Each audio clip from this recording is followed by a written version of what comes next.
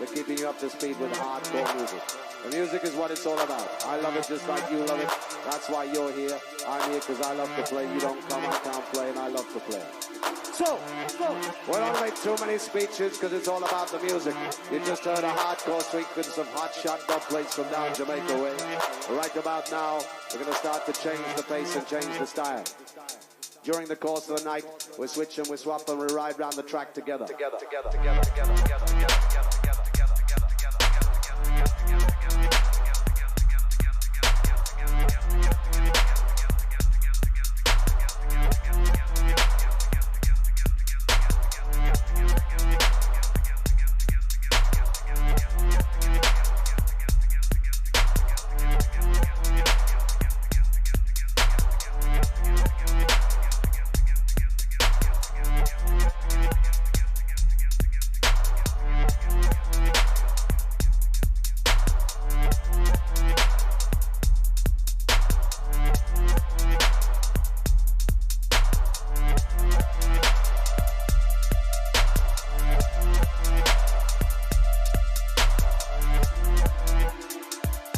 During the course of the night, we switch and we swap and we ride round the track together.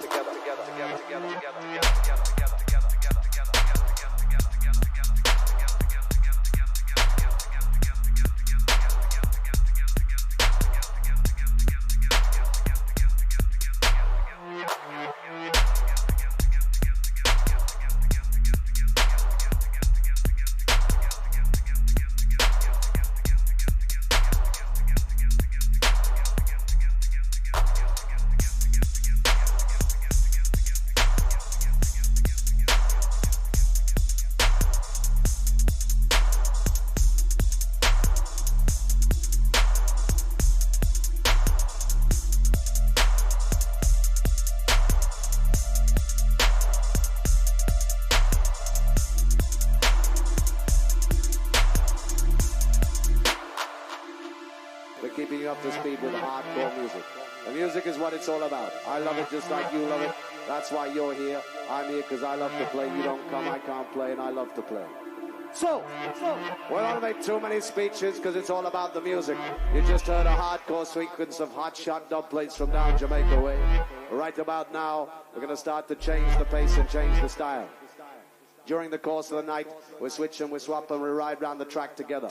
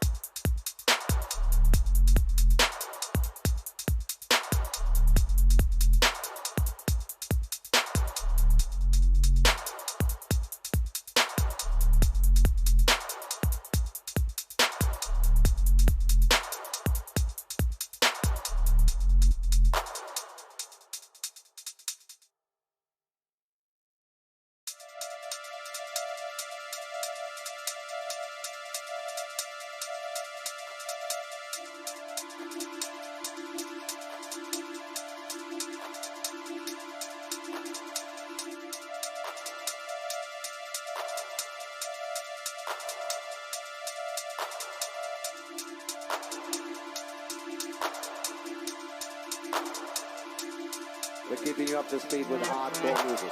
The music is what it's all about. I love it just like you love it. That's why you're here. I'm here because I love to play. You don't come, I can't play, and I love to play. So, we don't make too many speeches because it's all about the music. You just heard a hardcore sequence of hot shot dub plates from down Jamaica way. Right about now, we're going to start to change the pace and change the style. During the course of the night, we switch and we swap and we ride round the track together.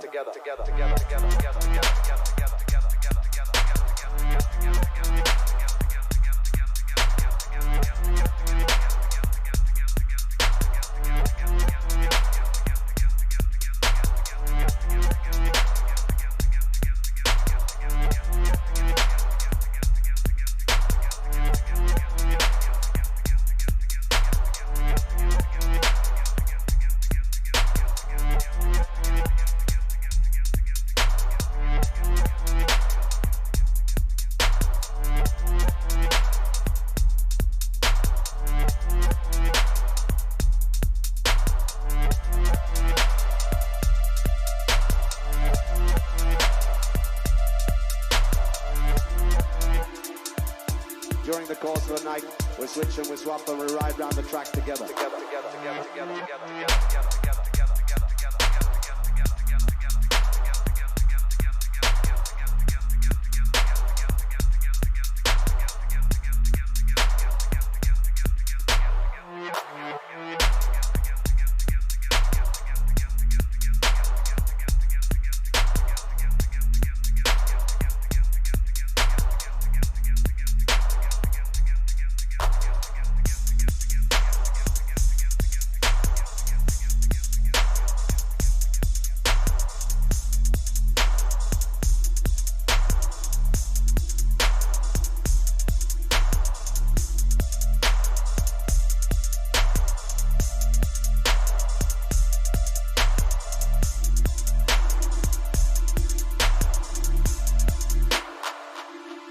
We're keeping you up to speed with hardcore music. The music is what it's all about. I love it just like you love it. That's why you're here. I'm here because I love to play. You don't come, I can't play, and I love to play. So, we don't make too many speeches because it's all about the music. You just heard a hardcore sequence of hot shot dub plates from down Jamaica way. Right about now, we're going to start to change the pace and change the style. During the course of the night, we switch and we swap and we ride round the track together.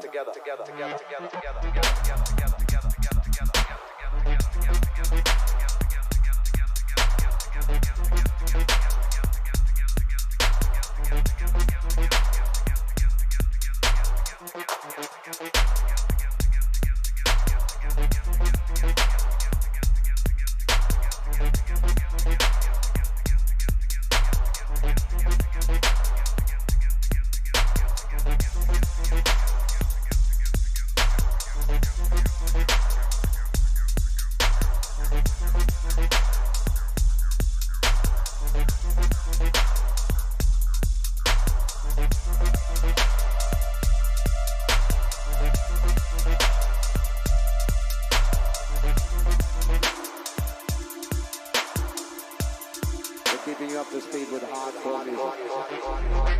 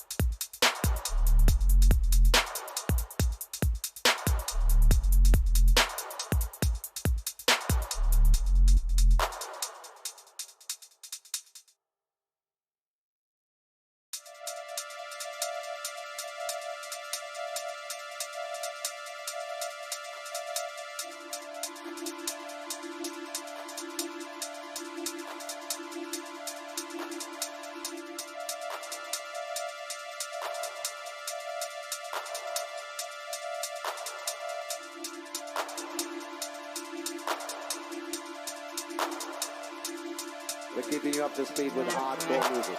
The music is what it's all about. I love it just like you love it. That's why you're here. I'm here because I love to play. You don't come, I can't play, and I love to play. So, we don't make too many speeches because it's all about the music. You just heard a hardcore sequence of hot shot dub plates from down Jamaica way. Right about now, we're going to start to change the pace and change the style. During the course of the night, we switch and we swap and we ride round the track together.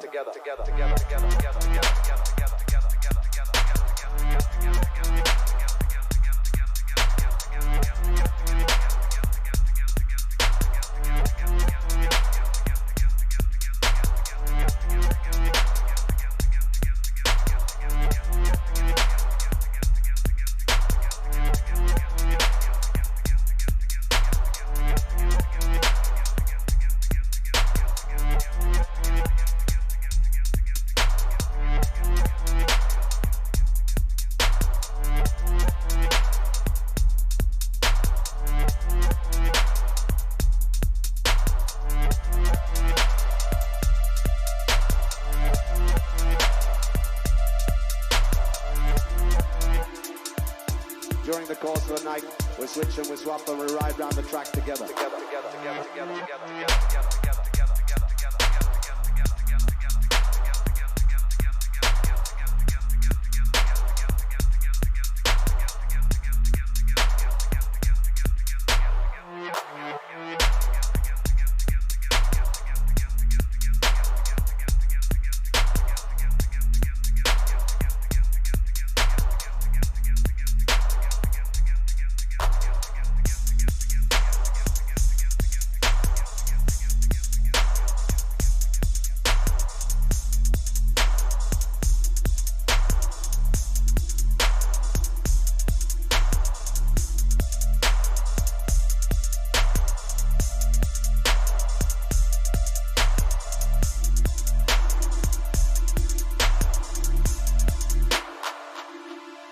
Keeping you up to speed with hardcore music.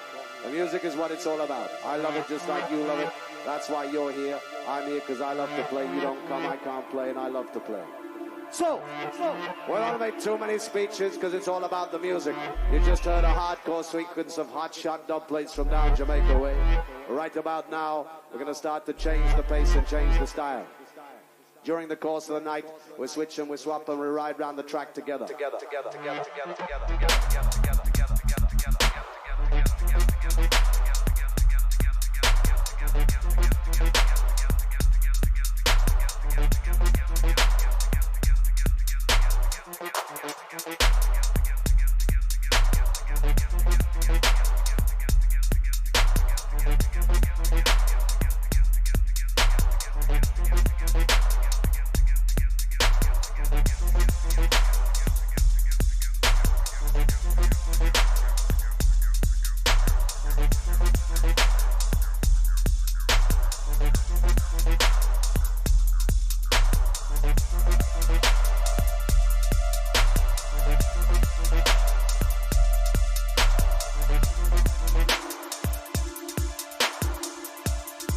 Keeping you up to speed with hardcore music.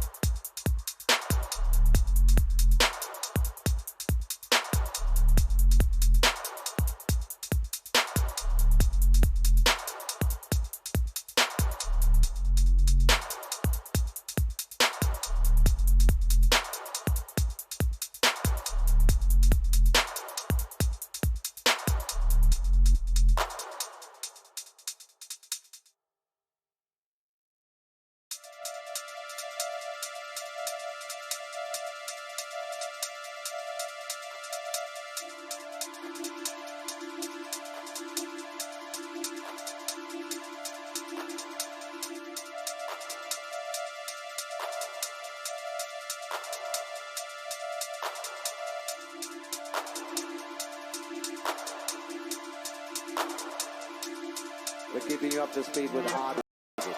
The music is what it's all about. I love it just like you love it. That's why you're here. I'm here because I love to play. You don't come, I can't play, and I love to play. So, we don't make too many speeches because it's all about the music. You just heard a hardcore sequence of hot shot dub plates from down Jamaica way.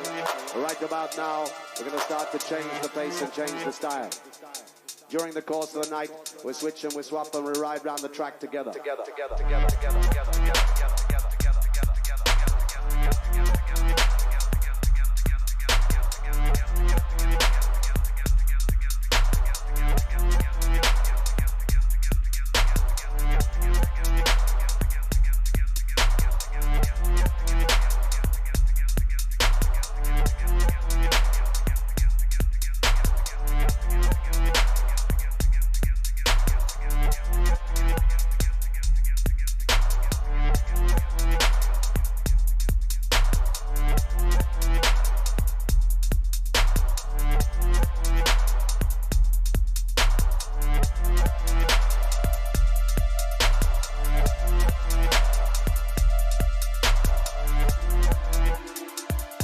During the course of the night, we switch and we swap and we ride round the track together.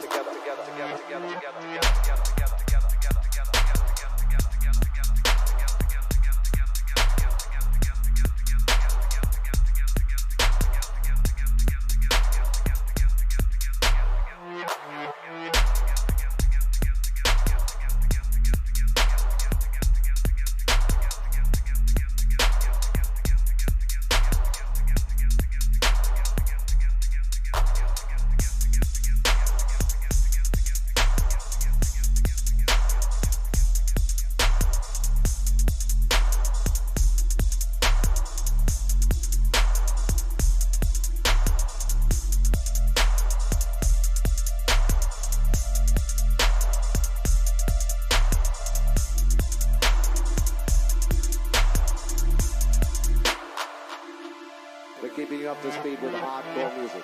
The music is what it's all about. I love it just like you love it. That's why you're here. I'm here because I love to play. You don't come, I can't play, and I love to play. So, we don't make too many speeches because it's all about the music. You just heard a hardcore sequence of hot shot dub plates from down Jamaica way. Right about now, we're going to start to change the pace and change the style. During the course of the night, we switch and we swap and we ride round the track together.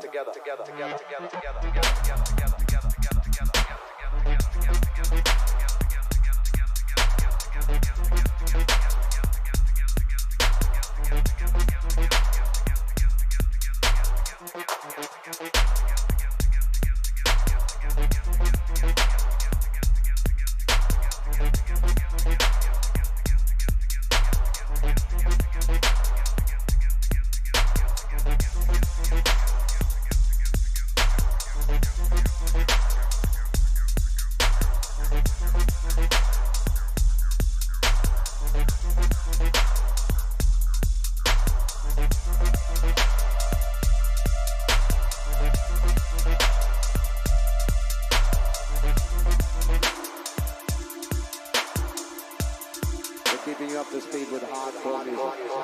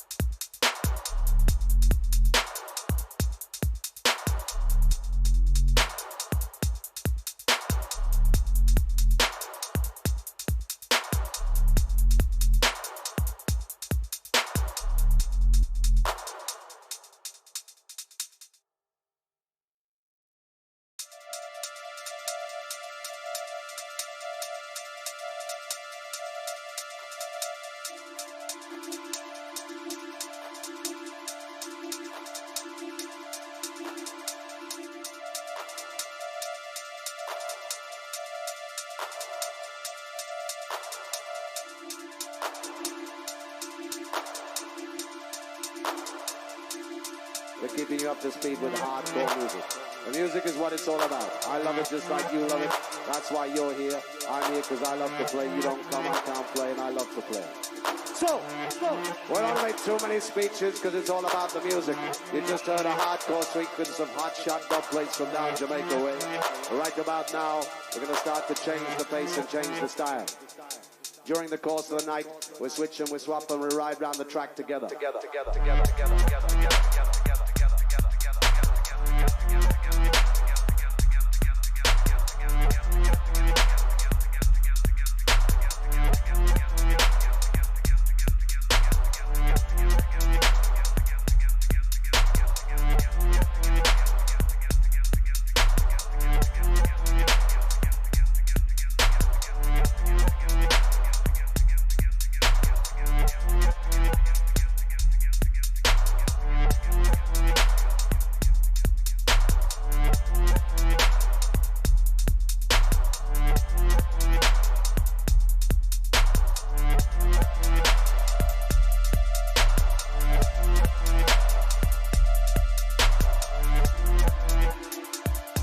During the course of the night, we switch and we swap and we ride round the track together.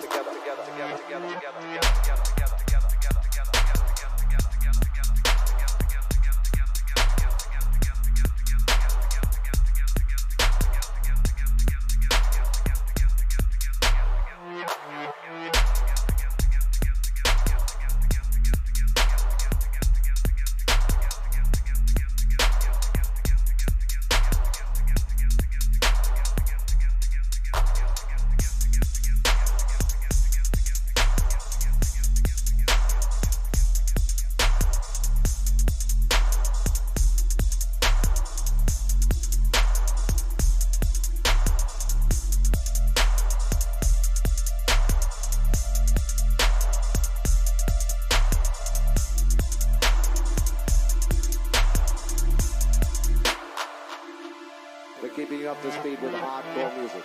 The music is what it's all about. I love it just like you love it.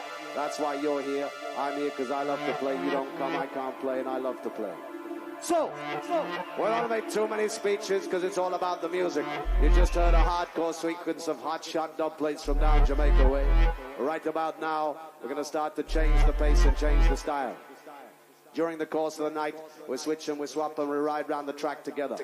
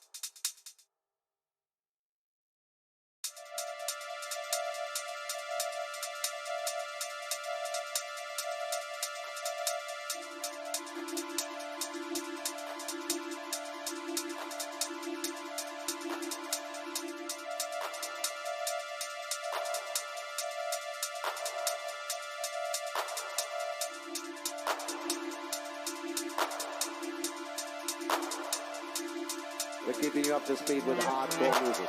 The music is what it's all about. I love it just like you love it. That's why you're here. I'm here because I love to play. You don't come, I can't play, and I love to play. So, we don't make too many speeches because it's all about the music. You just heard a hardcore sequence of hot shot dub plates from down Jamaica way. Right about now, we're going to start to change the pace and change the style. During the course of the night, we switch and we swap and we ride round the track together.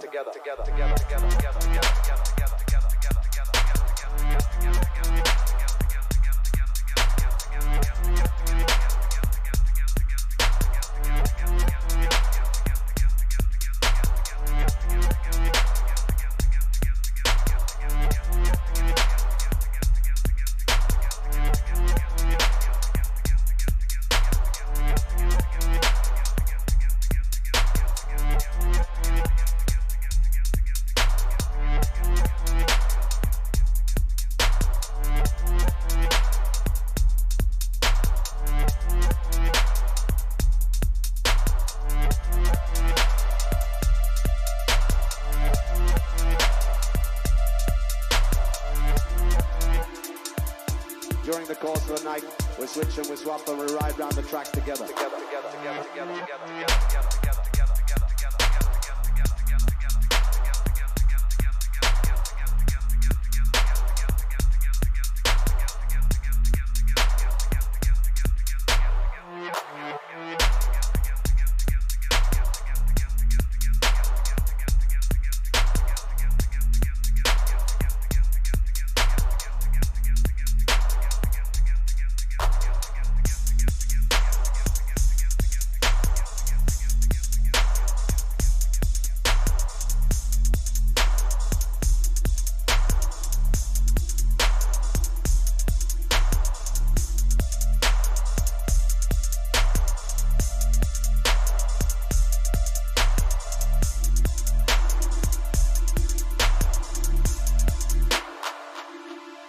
Keeping you up to speed with hardcore music. The music is what it's all about. I love it just like you love it. That's why you're here. I'm here because I love to play. You don't come, I can't play, and I love to play. So, we don't make too many speeches because it's all about the music. You just heard a hardcore sequence of hot shot dub plates from down Jamaica way. Right about now, we're going to start to change the pace and change the style. During the course of the night, we switch and we swap and we ride round the track together.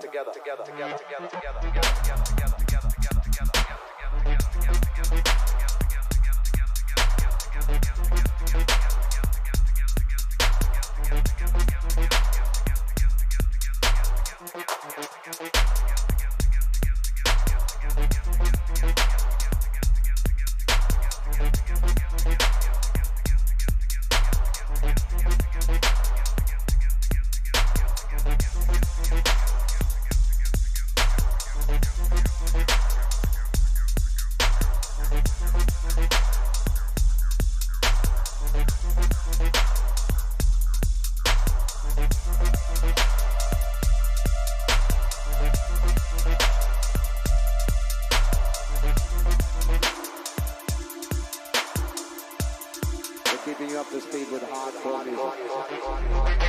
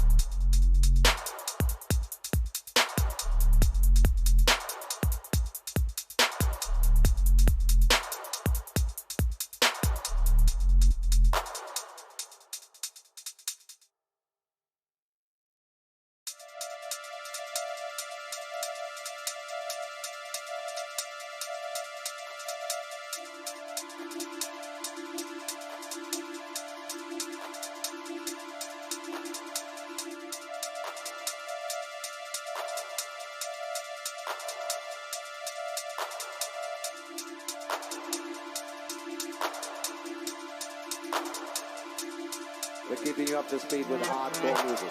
The music is what it's all about. I love it just like you love it. That's why you're here. I'm here because I love to play. You don't come, I can't play, and I love to play. So, we don't make too many speeches because it's all about the music.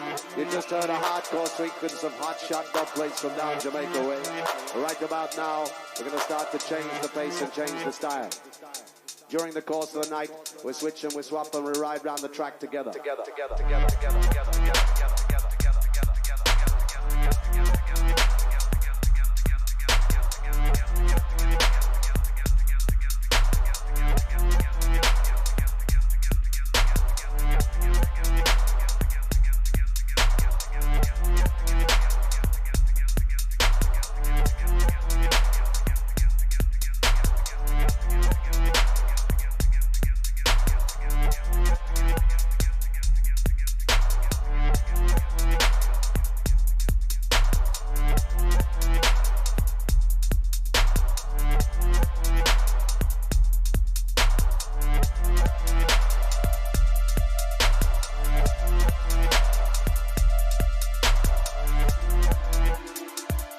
During the course of the night, we switch and we swap and we ride round the track together.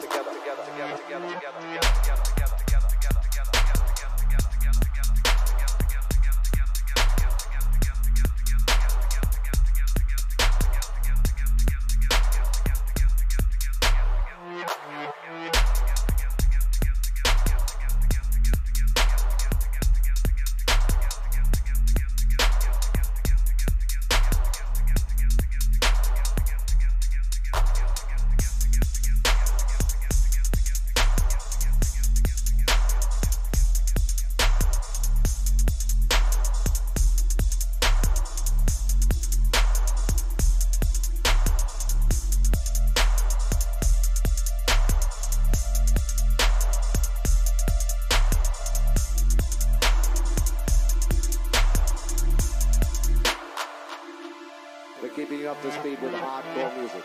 The music is what it's all about. I love it just like you love it. That's why you're here. I'm here because I love to play. You don't come, I can't play, and I love to play. So, we don't make too many speeches because it's all about the music. You just heard a hardcore sequence of hot shot dub plates from down Jamaica way. Right about now, we're going to start to change the pace and change the style. During the course of the night, we switch and we swap and we ride round the track together.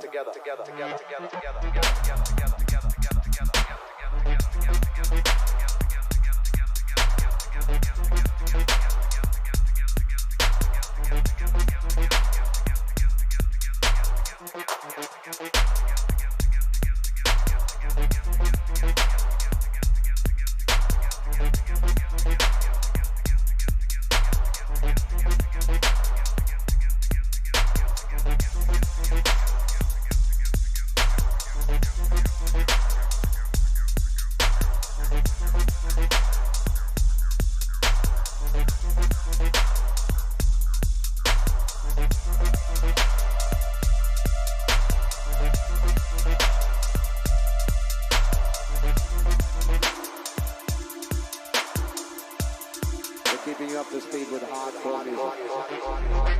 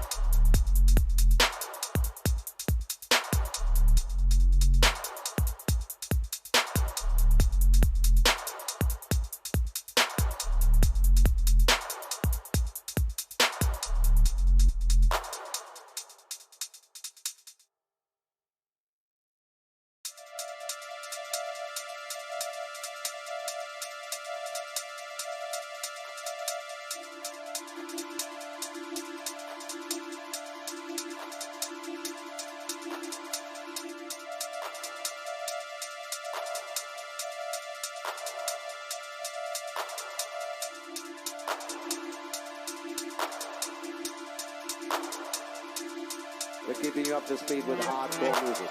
The music is what it's all about. I love it just like you love it. That's why you're here. I'm here because I love to play. You don't play. We don't make too many speeches because it's all about the music. You just heard a hardcore sequence of hot shot dubplates from down Jamaica way. Right about now, we're going to start to change the pace and change the style. During the course of the night, we switch and we swap and we ride round the track together.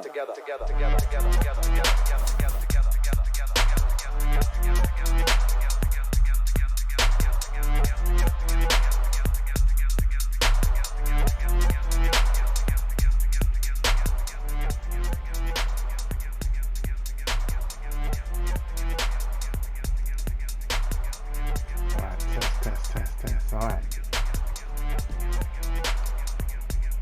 Let's get this thing popping. Just give me a second. I'm just sorting out the audios and levels and all of that.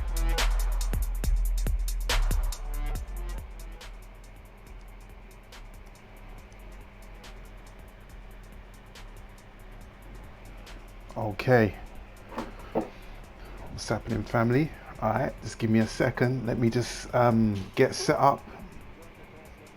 Apologize about the counter. Just give me a second.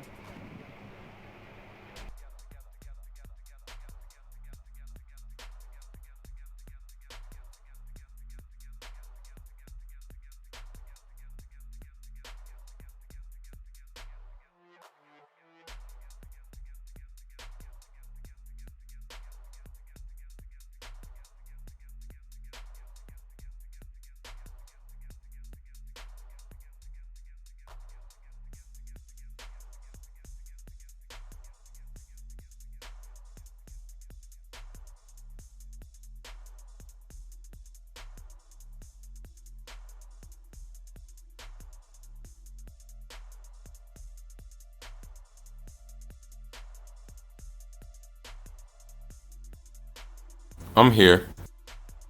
Alright, cool, right. Yeah. Alright, no problem. Alright, cool. So, yeah. Just had to sort the audios out, family. That's why I had to put the counter on there. I'm getting some feedback. Let me try and sort that out real quick. Okay, right, I just put full on mute for a second. I'm gonna sort that out. But yeah, apologies about the counter. Whenever we go live, there's always something that comes up that delays the stream and all of that. But we're in here heavy, you know what I mean? Me, Fuller. We got Focus Spool in here. Big up. So this one's gonna be a freestyle session. We'll just see where the conversation takes us. No pre-planned topics. I've got a few things I want to talk about though, so we're going to get this popping. But before we get into all of that and the rest of the family comes in, I'm going to send out some links as well, see if we can get some of the usual suspects on here, you know what I mean. Let me sort out this feedback that I was getting from Fuller. 1 second.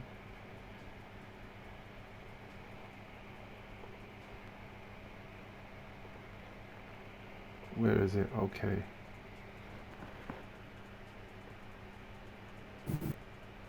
Check. Okay. Yeah, so when I'm talking Fuller, I think it I'm hearing myself come back through your microphone. Okay, so I guess I have to mute the mic then. Yeah. That's it, yeah. So that's cool. Alright, family, let's get this started, man. You know what I mean? There's been enough delays. As you come in, let us know what the audio levels are sounding like. If someone's sounding a bit low, let me know. Just put something in the chat. So I big up everyone that's going to come through on the live stream. And those that are listening on the rebroadcast. Big up. We got Fuller Sports in there. You know what I mean? I send out a couple links and see who else wants to come through, and we're just gonna freestyle it and see where the conversation takes us. We can even touch on a little bit of boxing, Furman and Pacquiao fought yesterday, but we'll see about that. All right. So we're on the Discord right now, man. just need to try and get used to this thing, because this is going to be sort of the way forward, as Hangouts is dead as of next month or whatnot. And I'm feeling it. I'm liking it. You know, it's kind of cool and all that. So let it go. You know. Okay, so what I wanted to talk about or get into is just wanted to touch on this reparations thing from both a US perspective and a UK perspective. You know what I mean? Because um, this is one global system that we're dealing with anyway. Yeah, I just wanted to have a conversation about it. You know, because I've heard some discussions about this, and you know, people giving some interesting points, and you know, some people talking about, you know, they don't believe reparations should be paid out at all, on the basis that, you know, if we get the money, what are we going to do with the money, and things like that. But my thing is this. Then I'm gonna let Fowler come in and see what he thinks. But my thing is this with reparations. Reparations to me is due. Both in America, well, actually, to all of those that were affected by transatlantic slavery. You know, so Afro-Latinos, you know, Afro Brazilians, Cubans, you know, those of the Americas, and of course the Caribbean. And the reason why I say reparations is due is because the same entity that endorsed, encouraged, and permitted charters to private companies and individuals to carry out the acts of slavery, the same entities exist today. You see where I'm coming from? The United Kingdom, as it existed during the times of slavery, still exists today.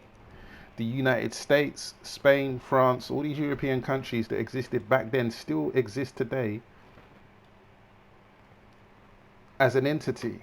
Okay, it's not like a human being that dies after 90 years or something. These entities still exist today. All right, so that right there just kind of kills the whole reparations argument. Now, reparations has been paid out.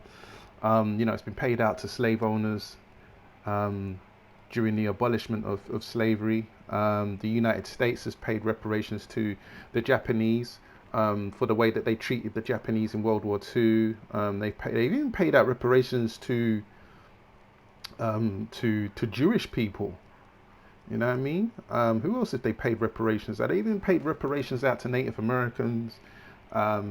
And that's a whole topic in and unto itself. You've got these $5 Indians and, you know, people trying to claim, you know, they're Native American or whatnot. But anyway, so they've got no problems paying reparations out, you know, as in when it suits them. But when it comes to black people or Africans, you know, I mean, all of a sudden there's, oh, you know, it happened a long time ago. You guys need to forget about it and get over it, you know, and all of that. Yet, when 9/11 happened, right, it's we will never forget. You know what I mean? On the Jewish flag, their motto is never forget. Never forget. But when it comes to Africans, all of a sudden we're told that we've got to forget it and get over it. Are you fucking mad? Be consistent. Alright? So reparations is fucking due, I'll tell you that now. And it's not even just the acts of slavery, it's how we across the diaspora were treated after slavery. Of course, you know, the most overt or public sort of representation of that is probably Jim Crow in North America. You know, how black Americans are treated after slavery during the Jim Crow era, which ironically was probably the best period of time for our people over there. You know what I mean? Because it forced us to spend our money with each other. So yeah, reparations is due. It's due. But the next thing, you know, I just want to get some commentary from you, Fuller, is that I want to say on reparations is the other side of that sword is why are we still begging and pleading to the system to recognize their evil ways and correct their evil ways? Like, it's kind of like going to the father of the son that did you wrong. You know what I mean? And saying, can you, um, you know, can you hold on. Let me just try and sort this out. Yeah, it's kind of like going to the father of the son that did you wrong, and asking them to pay out for something their son's done. That shit's not gonna happen, man. You know what I mean? It's not gonna happen. So I don't know why we're still kind of hoping, and that we're gonna get this reparations. We're all we got, man. We're all we got. Because I tell you what, if we do get reparations, whether it's in North America or Britain, if we do get reparations, I tell you one thing. Hey, look, listen, the system is slick, They're fucking slick. Because what they'll do is they say, all right, cool, look, listen, you lot have been asking for reparations for hundreds of years now. I'll tell you what, we're going to give you reparations. All right? And it's going to be in the form of, I don't know, tax breaks for the next, I don't know, however long slavery existed for, let's say 10 generations. Tax break for everyone that descends from you for the next 10 generations. Let's say they do that. Or let's say they give, black Americans 40 acres and a mule. Whatever the payout is going to be, guess what they're going to do? They're going to say, okay, cool, here's your reparations. Even if it's a financial figure, whatever that figure is. They're going to say, okay, cool, here's your reparations. Then what they're going to do is they're going to introduce some kind of weird ass tax that will extract funds out of you, so that basically they're going to take funds out of you so that you're getting the reparations, but they're going to get the money out of you in such a way that most of us probably won't even realize. And then, other people are going to say, oh, that's just a conspiracy theory. That don't really mean this. Trust me, man, this system is slick, man. They'll find a way to present one thing and then take it away from you, if not more, with interest. Do you know what I mean? Just to pacify us and kill the whole reparations argument. Then when they've done that, even if it's unraveled and uncovered, they'll say, well, look, that's a conspiracy theory. We paid out your reparations. We don't want to hear no more of that. So, case closed. So what I'm saying is that all this emphasis on reparations, certain times I'm thinking like, man, fuck the reparations. We're all we got, man. We need to just be looking at ourselves and, building up our own communities and defending ourselves. That's kind of my stance. We got Hyphy in the building as well. Let me get some commentary from the brothers on the panel. That's kind of my little dialogue there. Big up Hyphy. What you saying, man? You cool?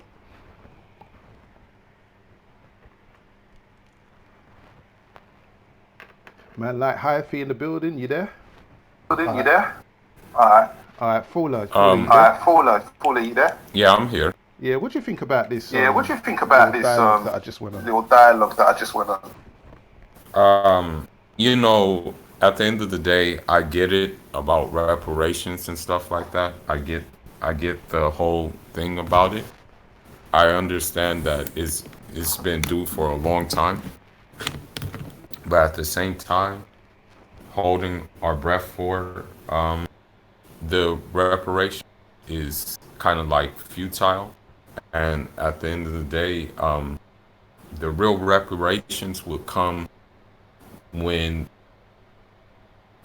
we finally say, enough is enough with the thing, with what they're doing and how they're doing it. The reality is that, it has to be something done organically, meaning that, it has, there's a time and a place for everything. And so there's a time and a place to be soft, or I guess you can say docile. And there's a time and a place to be hard line and really push the line. And I think like right now in this current climate, it's like time to push the line, meaning that there has to be some radical change as far as,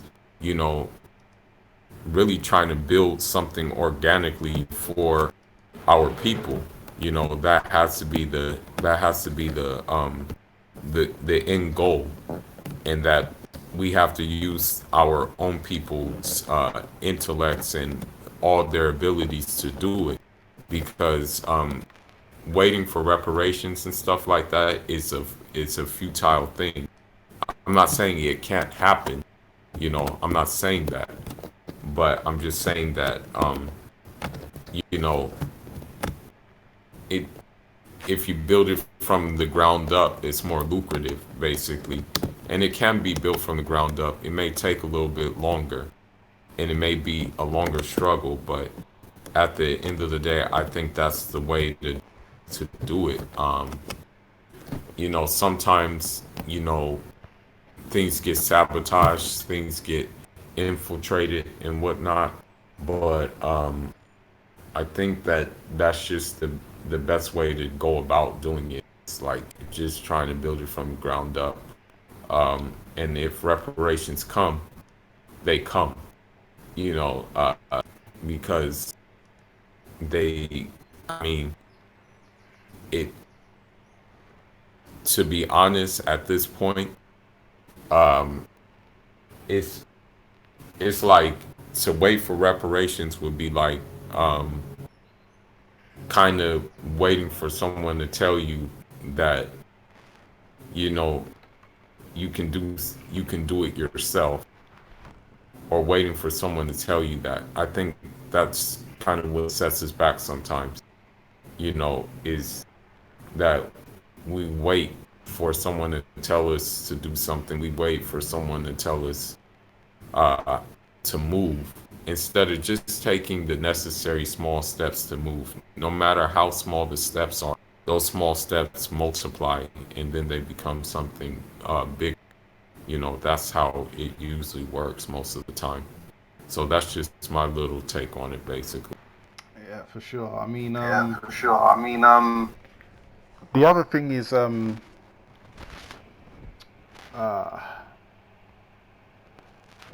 you know, I don't, I'm not too well versed in the whole ADOS thing. I don't follow, I suppose, the mainstream members of the ADOS movement, Tourette's, Cornell, and them. I don't follow them, so I don't know what they're saying or whatnot. Because I heard half an hour of their pitch for reparations, and I thought, yeah, this bitch sounds like a fucking agent.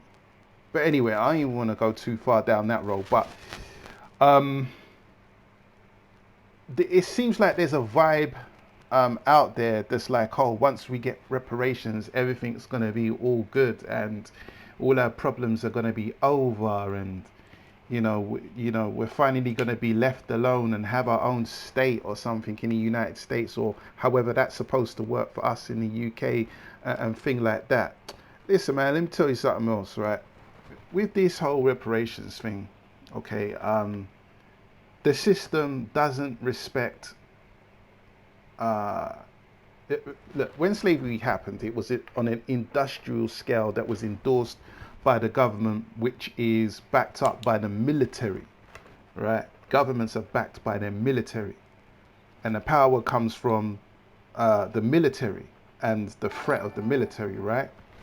Um, oh, we just got a subscriber. Okay, bless up, bless up. It's the little alert. That's that sound. That's a subscriber come through. But anyway, right? It's backed up by the military. So all these civil um, pursuits of reparations, man, it's never gonna happen. Like, I just don't think it's ever gonna happen. Like, we tried everything, thrown everything in the book in terms of being civil about this. It's not gonna happen, man. The only thing the system respects is life. You understand? If you're willing to risk your life, then they will respect what you're saying. Because, I mean, if you look at how the United States was formed, okay, the United States wasn't formed because they sent a petition, or they went on marches in Britain on the Houses of Parliament to say, hey, look, we believe you're taking the piss with us as it pertains to these taxes and things like that. You know what I mean? You need to ease up on us over here in the United States. No, they said, look, fuck that. We're going to war. You know what I mean? We're putting lives on the line and we're going to fight for our freedom. And that's what they did, albeit that if it wasn't for the French, Britain was whooping the United States' backside. But if it wasn't for the French, you know what I mean, they wouldn't have succeeded. But the point is they put their lives and on the line, you know what I mean?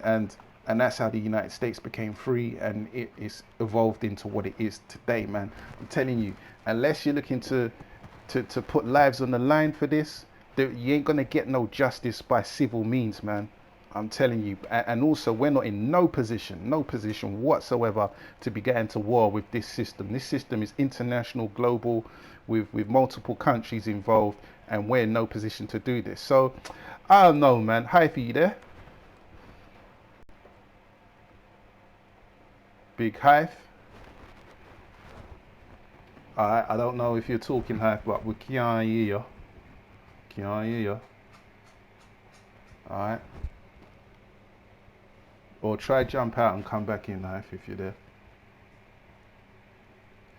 Yeah, man. So as I was saying, this whole thing here, um, I don't know. I don't know. As I say, unless we're looking to go to war, there ain't gonna be no reparation. You can't go to the perpetrator and ask them to pay for shit that they know they done wrong, and they quite frankly don't give a fuck. And we're still holding out our hands, saying, "Please, sir, please, repay the damage that you've done to us." Like, it ain't gonna happen, man. Real talk, it's not gonna happen. Like, I just don't see it, you know. And if it does happen, they're gonna find a way to take it back. They'll find a way to take it back, by stealth, and they're masters at that. There's so many examples of the system doing that, or people from the dominant society doing that. It's that sleight of hand. It's that artful dodger, artful dodging tactics. You know what I mean? It's magic. Poof, it's gone. You turn your neck, got reparations. Poof, it's gone. You know what I mean? Here's your 40 acres and the mule. Oh, by the way, we've just introduced a tax, a land tax. This is a new land tax, and the justification for it is global warming. So everyone that owns tax now, that owns land now, we're going to put up the taxes, and all you guys need to pay for it. That's how the shit's going to go down. You know what I mean? So, as it pertains to this system, I think it's more so about understanding, the environment that we're in. A lot of us are born into the system, and just really supporting each other like other communities do, like the Chinese, the Italian. Like everywhere you go, there's a Chinatown. I lie.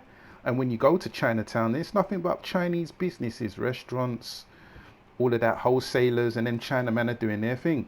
And these China businesses, they've got their mini economy, and they're supporting each other. You've got little Italies and all sorts. But, with us, we're just so fragmented, so fragmented. You know what I mean? It's just not the same thing. What do you think, Fuller? Hyphy will probably jump back in a second. But, yeah, what do you think, Fuller? There are places where there you can say, okay, I'm feeling this, but at the same time, those places are being infiltrated as well. I mean, in Miami, there is Little Haiti. You know what I mean? Oh, It's yeah, very yeah, like that's true. cultural. Oh yeah, yeah, You that's very true. That's very true. good. There is Little Havana too in Miami, but even them, they're trying to like take it over, gentrify that. So there are communities, but they're even trying to run those communities and change the dynamic in those communities. You know, Right. because at the Right. end of the day, like not only does gentrification include like the financial aspect, but it also includes the cultural appropriation aspect as well. They'll come, they'll try to they'll show people, hey, that is cool, that this culture is cool and stuff like that, and then they'll sell the culture for the to the highest bidder. That's usually what happens most of the time. That's why it's like that's why I often say to myself, like, dang, like, man, they they're costing an arm and a leg for me to travel back home. Like, I Mm. mean, a plane ticket to go to Africa, you will not get a plane ticket to go to Africa in 3 digits. It's by default going to be 4 digits, no matter what. That's just how it is going to be. But whereas you can go to Europe for 3 digits. you can go to Europe for 3 digits. You can't go to Africa for 3 digits most of the time, and that's by design. You know, they do that, but by design because they they all these conglomerates, all these corporations know, you know, they know the value of like the African culture and stuff like, or different African cultures. So, you know, they're gonna they're gonna just in a way make it like kind of more difficult for like, even if you're from the continent or you're just someone who's interested in the continent, uh, they're gonna make it more difficult to um to go there, you know, because at the end of the day, you know, like on any given day, on any given day, like I remember one time going to Conakry. I went to Guinea Conakry to because one of my people were there, and he's like, yeah, you know, just come on down. You know, I'm thinking to myself like it's gonna just be mostly like my people on the plane. But then you see all these Europeans and stuff like that on the plane too, and you're like, what the hell are they doing there? You know, like why the hell are they going there? You know what I mean? So this is just how it works, you know. Yeah, This is yeah, just for sure. Yeah, for sure. how the game is played, you know, this at this point in time. Yeah, it's a good point though. Like in terms of, it does make me wonder. Like I can get to the United States for like on a good day for under £500. I can get a ticket to the United States for under £500. To you guys, £500. Let's say that's about, in today's exchange, that's something like $620, something like that, something like that. For under that. But you try go to the Caribbean from the UK or Africa, you know what I mean, direct of course, and you're looking at £900, like £1,000 some certain times, you know, eight £900. Do you know what I mean? So £900 in US money, that's about, let's call it 1,011, $1,200. You know what I mean? It's crazy. Hi, if you there, Mr. Hive. Damn, I don't know if this thing is playing up today, you know. Nah, I'm here, brother. I was coming in listening. What was going on? I've definitely been listening for the last few minutes. Oh, cool, cool. Nah, we're just freestyling it, man. We're just talking about reparations and that. Just giving some dialogue and, you know, trading thoughts and thing like that. So, yeah, let me just, oh, scene. Yeah, the big up the, I've got some new toys as well, peeps. So big up everyone that's listening on the live and everyone that's going to be listening on the rebroadcast. Um, you know, anyone that comes into the live, into the live chat, let us know what the audios are sounding like. If someone's too loud or too low, just let us know, you know what I mean? It's a freestyle session. It's unchoreographed, no predefined topics. We're going to see how it goes. We're trying something different. We're always experimenting, you know what I mean? So who want to come through can come through. Well, not publicly, you know what I mean? You have to be part of the family, so don't get it twisted. Um, and I'm seeing some of these things.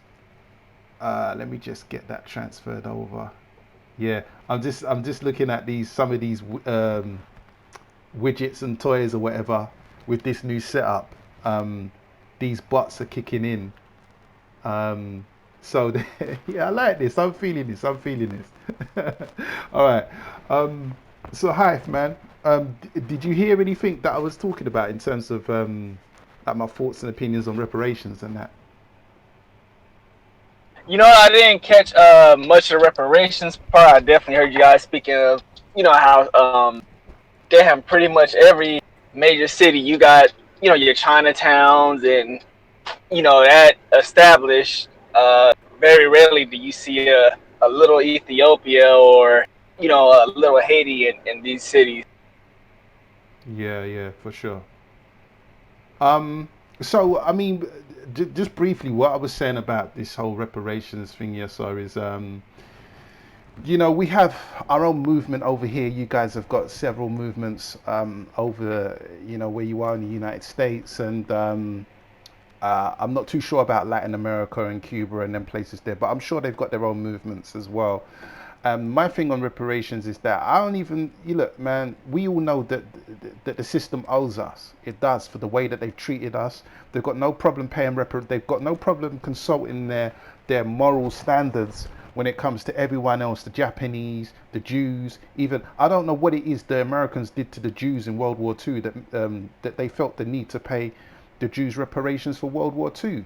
From my understanding, it was the Nazis that carried out the atrocities against the Jews. So I don't even know why the United States paid out reparations. But anyway, that's not even, I don't want to go too far off the subject. Now, anyway, um, my thing is this, man. Yeah, we know they owe us. They've owed us for a long time. But at the same time, some of the vibe and the energy that I'm getting from some of these ADOS guys, and I say some because I know they're not all the same, is that it's like, oh, if we get reparations, then all our problems is over and everything's gonna be cool and all of that. And what I'm saying is this, man, you just have to look at history in the way that the system is slick.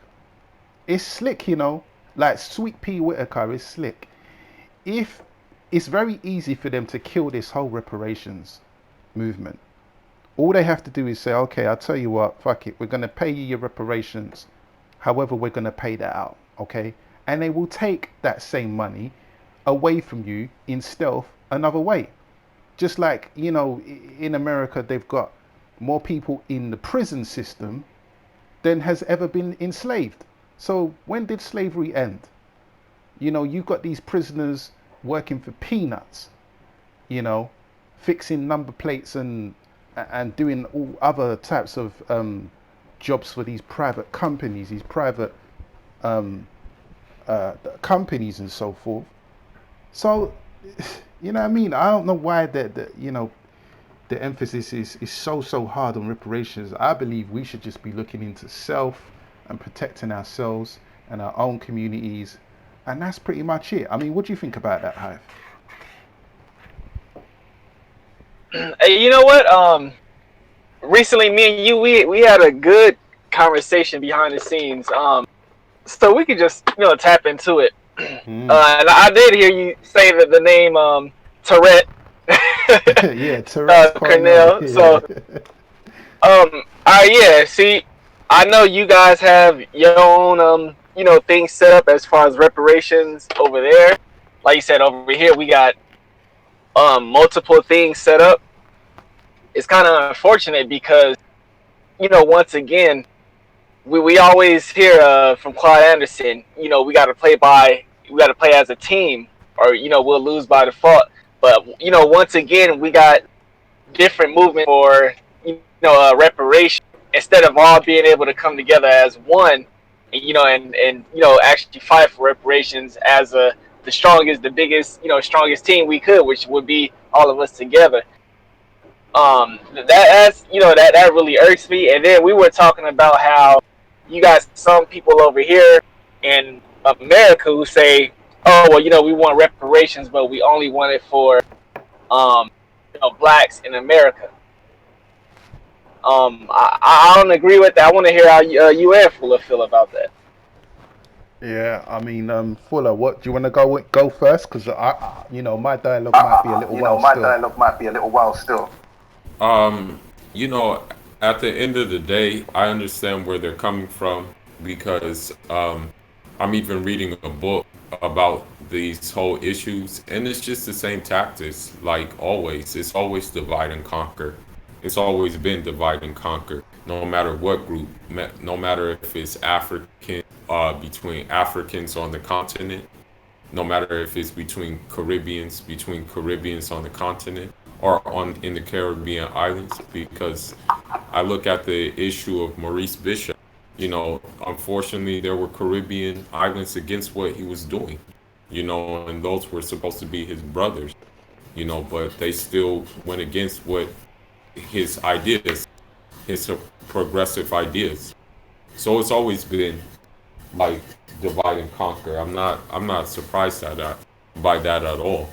You know, at the end of the day, like I'm not really calling for reparations myself. Personally, I just want to I can only speak from my perspective that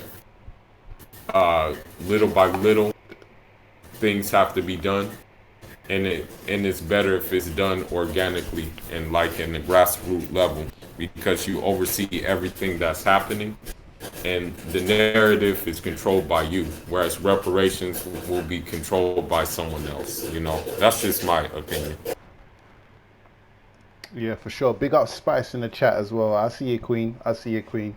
As I say, if anyone wants to jump on, Spice, if you want to jump on, anyone wants to jump on, click the Discord link in the. If you haven't already got Discord, it's in the description box.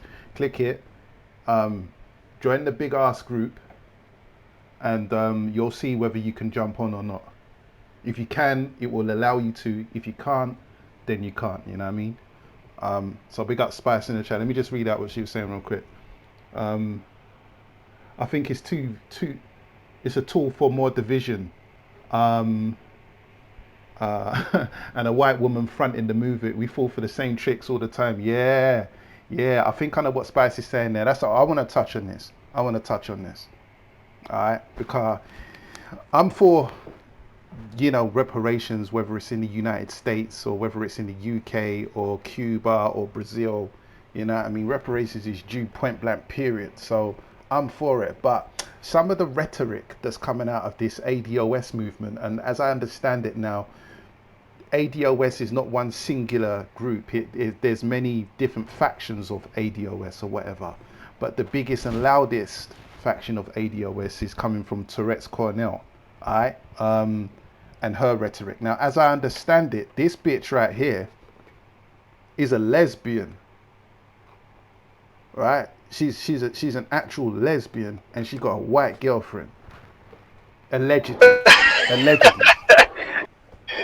I said allegedly, because I don't have no citations or sources, but that's what I heard. That's what I heard. Allegedly. She's a fucking lesbian, and she got a white girlfriend. Alright? And furthermore, you know what I mean? She's not quite a Rachel Dolezal, you know what I mean? She is light skinned or whatever, but I don't know, man. She just sounds like a fucking agent, because the lot of the language and the tone that's coming out of her specific ADOS movement is very divisive. Very divisive. But I will hold back because I'm not in the United States. I don't understand. I'm not experiencing the United States system of suppression. Do you know what I mean? So there is a level of, understanding that needs to be acquired there. But because I don't know, maybe there is but from what I understand it, as it pertains to African immigrants, when I was in school, Africans got it hard from other black people. You used to get called an African booty scratcher, all manner of things. And this ain't coming from white people, this is coming from us, descendants of slaves. Jamaicans, Caribbeans or whatever. Africans used to get it hard. They used to get, like, if you looked African, they'd be like, oh, you're an African booty scratcher. Do you know what I mean? That, so Africans have been getting it hard.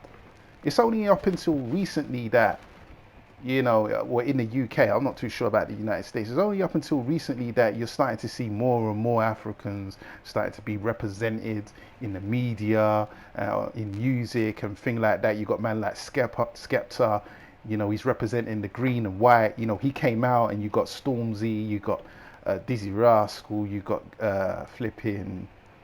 Who's that? Fuse and you remember Sway? You remember Sway? He had that one-hit wonder thing. You know what I mean? There's enough Africans out there now. You got Afro beats that's in the pop charts now. So it's different now. But back in the day, don't get twisted. Africans used to get, bruh, to the degree where I actually know Africans to this day speak in a fucking US accent because they were so embarrassed and ashamed to speak in their own African accent. They took on a whole fucking other accent just so that they won't feel a certain way. You know what I mean? As I said, I can't comment for the United States. I didn't grow up there, but that's how it was in the UK over here. You know what I mean? And I've got both sides. I got both sides. So for me, that's what I saw. That's what I saw. I want to add something as well. Um, what you'll find in a lot of these movements is the head honcho is usually not your own folks. I don't know if you heard about this, but the football player, the professional American football player Colin Kaepernick, um, you remember the kneel down controversy in the NFL? I don't know if you heard about that here over there, but the idea for him to kneel, that idea was actually given to him by a white military veteran. You know, it wasn't his it wasn't his own idea. You know, and you have to ask yourself, since this white veteran gave it to him, why couldn't the white veteran do it himself? You know, why couldn't he do that himself? Basically, you know, the Black Lives Matter movement is made by there's a white guy um George there's a Soros, the white guy. billionaire. George Soros, the Yeah, billionaire. George yeah. Soros. George Soros. And then you have the leader, one of the leaders of it. You know, she's married to or dating a white guy. So what you'll find with these movements, that's why I said it's better if you build something more organic because you know who's surrounding you, basically most of the time, and you can make proper preparations on like infiltration and things like that. That's why I was saying about building something organic because a lot of these movements that you think are for you are really just neoliberal movements that are pushing the liberal agenda. And you know, I listened to a lot of tape, and you know, Malcolm X warned us of the white liberal. You know, he put a stern warning out on about the liberal. You know, especially the white liberal. So I took heed to that. So all these movements that I see, I disregard. You know, unless I know for a fact that it's been built from the ground up, grassroots. Because what will happen with reparations is they're gonna hold that over our head. You know, they'll hold, oh well, we gave you guys reparations. You know, that's gonna be held over our head, and what will happen is they may do some. I'm not saying they would do it, but they may do something like they did in Haiti, because when Haiti was independent, you know, Haiti had to pay for their independence due to the loss of the economy, the slave economy that the French were making over Haiti's head, you know, and it was billions of dollars, you know.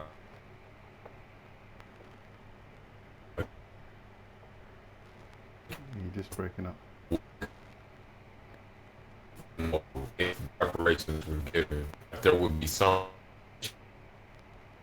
who be get out You're just because breaking up. your oppressors, You know, um,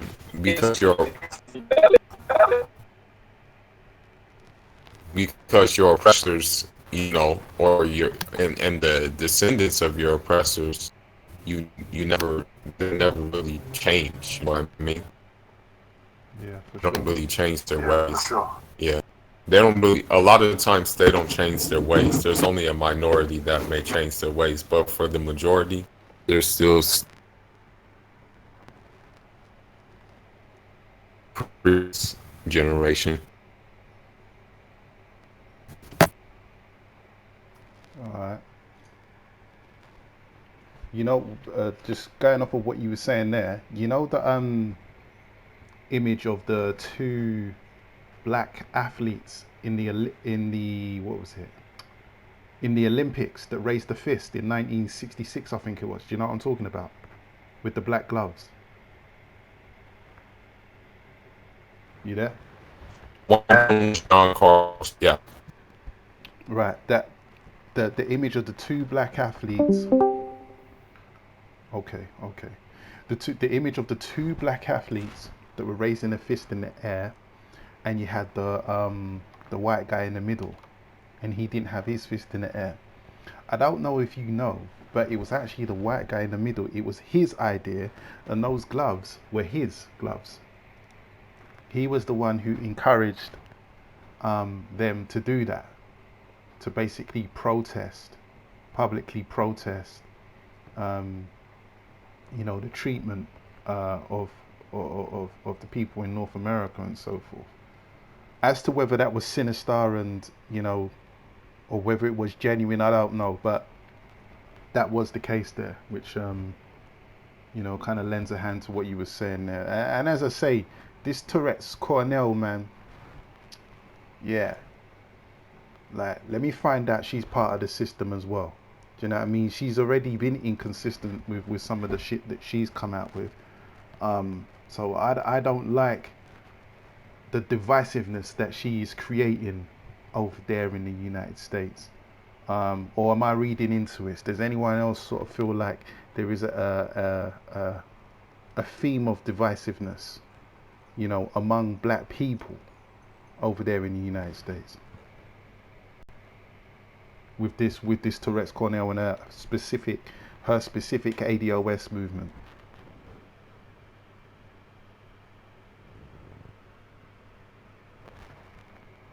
Yup. Alright. I don't know if that's me or whether the other guys have got some reception issues. And as I say, if you're listening on a rebroadcast, if you're listening live, let us know what the audio levels are sounding like. If it's too low, too high, or whatnot, just put a message in the chat so we can fix that immediately, because I can't always catch everything. Hi, if you're there.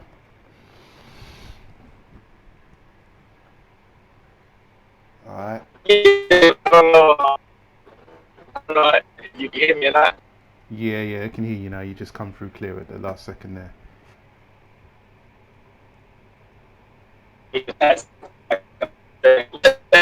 Damn, you're breaking up, man.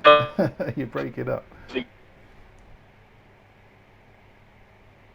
All right. So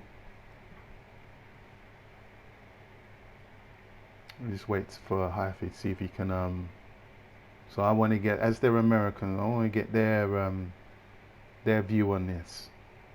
Because where I'm standing from in the UK, man, I'm not feeling the divisiveness that it appears that they're trying to push out here.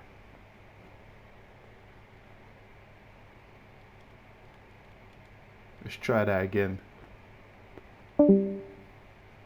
Alright. Before this jumped out, jump back in. Alright, I still. Yeah, you sound a bit better there. Alright, yeah, I'm sorry. We're just passing through an area with pretty bad reception. Yeah, so I'm not down Yeah, with you're the good now. You're good whole. now. So yeah, that's good. Well, whatever you're doing, whatever position you're in, just hold that position. Go for it. Alright, yeah, I'll be out of this like bad area in a little bit.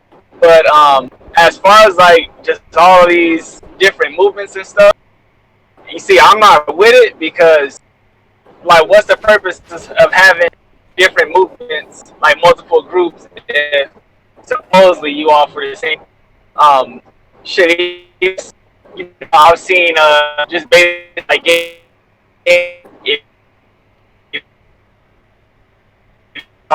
just because everybody's under the same in the same game basically, and that's what is happening with this whole ADOS stuff.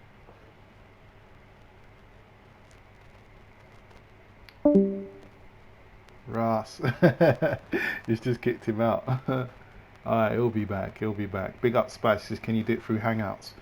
I don't think I can. You know, I don't think I can do it through Hangouts. I'll look into it and see if I can. Oh no, I can't. I can't. No. Can I do it through Hangouts? Let me look into that. If I can do it through Hangouts, I'll let you know, and then I can jump you in.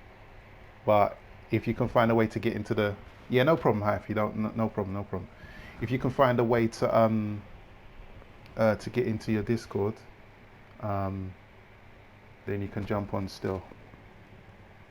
But yeah, I don't know what it is about you LA boys as well, man. Every time I'm speaking to you, man, there, like Cali as well, Enigma. When whenever I'm on the panel with him, the very few times that I am, he seems to have signal issues. You know, the ones there. Yeah, man, I'm not feeling this divisiveness rhetoric that's coming out of this ADOS movement and thing like that, you know. Because as I say, I'm all for Americans getting what's owed to them in terms of reparations. I'm all for that. In fact, I'm going to go as far as to say that they should pursue reparations from, oh, you're passing over Ras Clark Mountain. Oh, okay, he's come from hiking. That's all good, my brother. That's all good. It's all good. I would even go as far as to say that they should get reparations from the British government. You understand? Because slavery was happening and commencing before the United States was even formed. And it was the British government that gave royal charters to these individuals and private companies and etc. So yeah, I'm even going as far as to say that they should get reparations from the British government, you know. But what I'm not for is this whole divisiveness, like to say we want to make a distinction between ADOS and everyone else. Like it's listen, man. There all this talk that this dumb bitch is coming out with. This is why I say she's an agent, you know. Because you may need to look into this memorandum 46 and reread the Willie Lynch letter. Once you've done that, juxtapose that, use that as a stencil and put that over what she's saying and tell me she ain't an agent. Allegedly. You know what I mean? We got Hyphy back in the building. Let's see if he's passed that big ass mountain that was tripping out his reception. Were you saying, Hyphy, there? All right, you could hear me better, yeah? Yeah, that's much better. Okay, yeah. So I was saying, all right, look, if we all really about the same reparations and stuff, there's no reason to have multiple groups. You know, now if it's an ego thing where, oh, well, I want to be the leader of the group, you need to put that shit behind if you like. If you gonna, you know, if you really want some type of reparations, you need to just get on board, and all needs to be under one group. Every time you have multiple, it's just like gang environment. If you have multiple gangs, eventually multiple gangs, they're all going to become rivals of each other. It's just bound to happen. So not only would it, you know, be good for reparations if everybody was under the same organization, but you could do other things as well. You know, it'll be a lot of networking and stuff. So yeah, we just need to get under everybody just needs to get on board. I'm not down with any of this stuff. Oh, well, you know, this organization, we want reparations for us, but not the other organization. I'm not down with the, oh, well, you know, us black Americans, we want reparations, but only for blacks in America. We don't want, you know, people from the Caribbean and, you know, Africa and, you know, UK and stuff to get reparations. I'm not down with none of that. If you really about black people, you want to see black people grow, not just, oh, you know, blacks that live over here, blacks that live, you know, in one area. It got to be for the whole movement, or else I'm not down with it, because all it's going to do is cause division. And you know, me and you, we've talked a lot. We've seen how, just for example, I know you from the boxing realm. Just boxing alone has caused a lot of division, because people over here think blacks over there are a certain way, you guys probably feel a certain way about people over here. So it's easy to cause division. And as Fuller was saying, you got to be careful about who creates an organization or movement, because if you trace a lot of this stuff back, especially in current times, it always seems like it basically is traced back to somebody that's not black. Yep. Like, what's the You've got the Is it, what's it called? The NABC, National Negro. Ah man, That was started yeah, by Jewish people. NAACP, NAACP. That's it. yeah, Yeah, fucking that was coon started by organization. Jewish people, wasn't it? Yeah, that was started by Jewish people, and like if Fuller came back on, I guarantee you he'll tell you, hey, that play, that organization is a fucking joke, pretty much. You know, yeah. So like, and that's the thing. That's supposed to be the organization that represents black people in America, but like I said, it's a joke. It's a sellout group. Um, yeah, that that's not it. Tarek Cornell, I don't want anything to do with her. Like, you just gotta really do your research before you just leech onto a movement, because you got to see what the real purpose of it is. As Fuller was explaining about the Kaepernick brother, it was a white military man that told him he should do that, but Right, you didn't right. see that guy. Yeah, you didn't see I didn't him, know that. supporting him publicly. Wait, one second, Spice. If you wanna click the live on, actually, let me make sure you can actually click it. Yeah, you should be good. If you wanna jump in, Spice, click the live on YouTube. Click that voice, the voice chat, and then connect, and then you'll be in still. If you're wondering how to get in, that is. Yeah, anyway, I didn't know that. I didn't know it was a military man, because the backlash was that, oh, because you're not kneeling, you're disrespecting the armed forces and those that died for this guy. They really tried to they really tried to emphasize the kind of the what do you call it? Like, they tried to tug heartstrings with that. Oh, you're disrespecting dead American soldiers that fought for you to be able to do this. How disrespectful! And then on top of that, as I understand it, kneeling and appropriating the flag into the NFL and stuff like that. That was a fairly recent thing, right? And that was I believe it was the U.S. Army that paid the NFL or so. I heard about this. Maybe you guys can clarify. It was the U.S. Army that paid the NFL to incorporate things like the national anthem and patriotism, basically. You know what I mean? As a way to, drum up support for America's aggressive foreign policies and things like that. I mean, you guys can correct me on the details of that, but something down them lines anyway.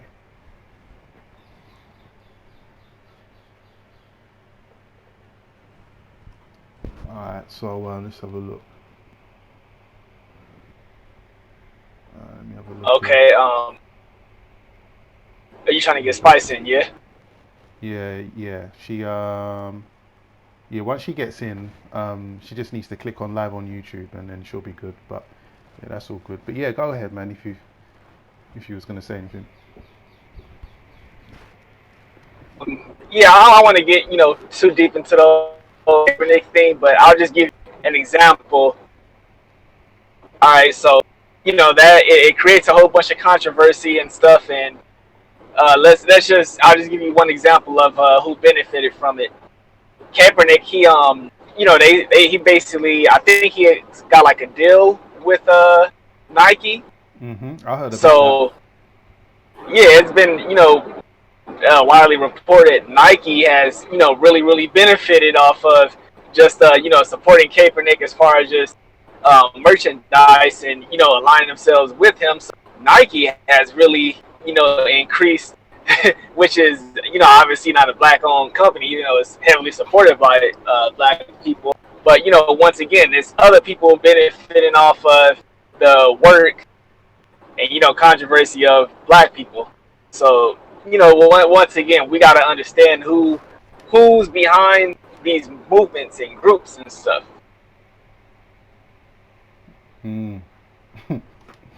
Yeah, man. That's why I suspect. And the other thing is as well with a lot of these individuals or groups that you have, especially in the United States, like I mean, we know who we were talking about. Let me think. Uh, um, um, what's it called? Tariq Nasheed. Now, he's an interesting one because he's done some good work. He's done some good work with the Hidden Colors series. But there is one question now. I don't particularly like or endorse what's the brother's name? Tommy Sotomayor. I don't endorse her. The reason I love him is because he just makes me laugh. And every time I hear him, I just hear Tariq mocking him going, "What up, everybody? What up, everybody? What up, everybody? It's your boy Tommy." Oh, man. Anyway.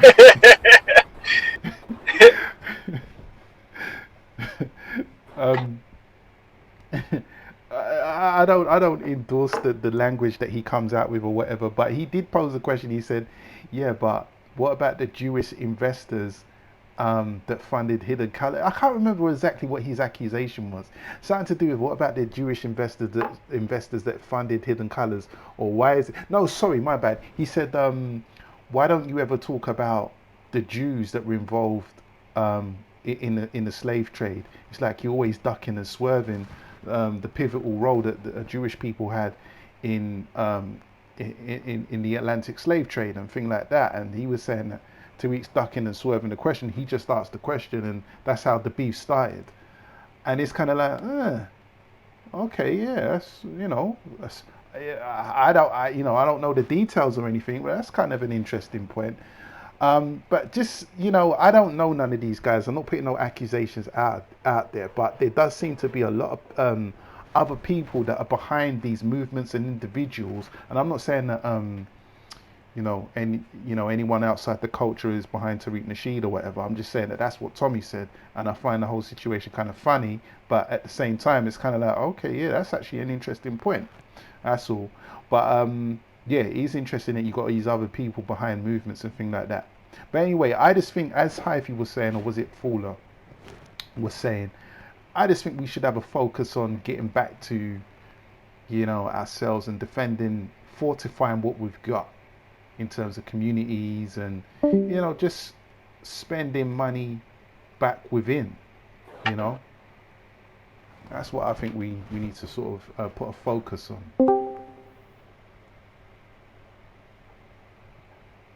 Yeah, I definitely agree. I see Fuller just dropped off again. He's back. I wouldn't have. Oh, okay. Uh, yeah, because I wouldn't be the best to like really go into the details of Tariq just based on the fact I stopped, um, just pretty much following and listening to the guy about 5 years ago or so. I'm just not updated on everything regarding him, and I do hear a lot of mixed stuff. Um, but nonetheless, I mean, I could appreciate the Hidden Colors, series, but I'm just not. To me, he just talks a little like too much for me. Well, I'll tell you what, he has done a 360. He's literally done a 360, and he's been dumping, and I mean dumping on everyone that's not an actual descendant of American slavery, right? And I understand that he's got beef with Tourette's or whatever, so he doesn't really want to go under the whole ADOS thing. So he's invented and fabricated his own movement called Foundational Black America. It's the same shit. He's just put his own name on it. You know what I mean? Because he's got a bit. And this is the other thing, man. All this like beef and I'm not fucking with you and man, like I don't know. But yeah, he's done a 360 and he started dumping on anyone that's he's on some real separation style shit. You know what I mean? And yeah, it's us versus the world, and you know, the vibe that I'm getting out of that whole rhetoric is we're the king of all blacks. You know what I mean? We're the best. We're the king of all blacks, and it's kind of like, right, okay, all right. Um, but yeah, anyway, um, let's see if Yeah, once again, I'm not with it. yeah, yeah. Because the thing is, right? My thing is this. My thing is this. Whether you're uh, American, Cuban, uh, um, black, British, African, Caribbean, uh, Muslim, Christian, Hebrew, Israelite, um, even a homosexual, um, whether you're light skin, dark skin, male, female, if you are melanated, you all getting equal treatment under this system. You understand? So I see us as all one people, and my thing, as I keep saying, is this: if you ain't black first, if you don't appreciate that this system does not care about any affiliation, subscription, or belief system that you may have, this system only cares about you being black first, then I don't know what to say to you. And the other thing is that the vast majority of black people are comfortable, because it is very, very possible, I know in the United States, especially New York and in London, to be oblivious to the system, especially like if you're self-employed or whatever, and you're doing that whole thing. It wouldn't surprise me if you have black people walking around talking about, yeah, there ain't no racism. Like, I don't see no racism. No one's walking down the street calling me the N-word or whatever. Do you know what I mean? It's very easy to be comfortable, you know, real comfy in this system. You know what I mean? There's not, you know, the system isn't coming after you specifically because of the way that you move, and that's all good. But that doesn't mean that those that do need to subscribe to the system one way or another, whether it's trying to um, uh, get a house to rent from a real estate agent or a letting agent, or whether you're trying to buy a house and there's a house that you like, and guess what, that house isn't available, you send a white woman in there for the same house, or you send a white man in there for the same house, guess what, that house is available. You know, this is what I mean by the system, you know. It's slick and it's sly. I'm not talking about people running around in the streets, you know, shouting the N-word out of a moving car. No, I'm talking about this system. You know, there's a lot of black people that are just comfortable. They're comfortable in this shit. And they're like, ah, man, you're talking all that pro-black stuff. Why are you always talking about that pro-black? I ain't interested in that. Listen, I go to work, I do my thing, I watch my boxing, I do this, I do that, and I'm cool. You lot keep, you know, trying to be victims and all of that. Nah, it's not even that, you know. Oh, bless up, Spice. I see you, Queen. I see you. Oh, okay. All right. She'll be back. She'll be back. I think she's just figured it out. But yeah, you know, just because you're comfortable and the system isn't coming after you doesn't mean that, you know, we've got a lot of people that are really affected by this system, and it's a problem, right? So when you start to become affected by the system, I'm sorry, you got to hold your own fucking nuts as well. You understand? Because you can't be one thing. You can't be, oh, I can't do this because I've got obligations elsewhere, right? Then when the system comes after you, all of a sudden you want us to ride out for you. Nah, man, hold your own nuts out here. Hold your own nuts. That's what I'm on. Serious. I'm serious about this thing. But bless up, Spice. You there? Spice? Alright. Cool. Fuller, you there? Just want to check and make sure we got everyone here. Yeah, I'm here. Everyone here. I'm here. Cool. Okay. Cool. Okay. Damn, Spice is having some problems with this thing here, you know. Well, I'll get her to come in. But yeah, that's what I'm on anyway. Black first, whether you like it or not. This ain't my rules, you know. This is the system. Trust me, if you want to test it out for yourself, anyone that's listening to this, if you want to test this out yourself, go and get yourself pulled over by the police and claim that you're a Muslim. So you should get some kind of differential treatment or whatever. Especially in America, you man are getting guns drawn on you like that at the ready.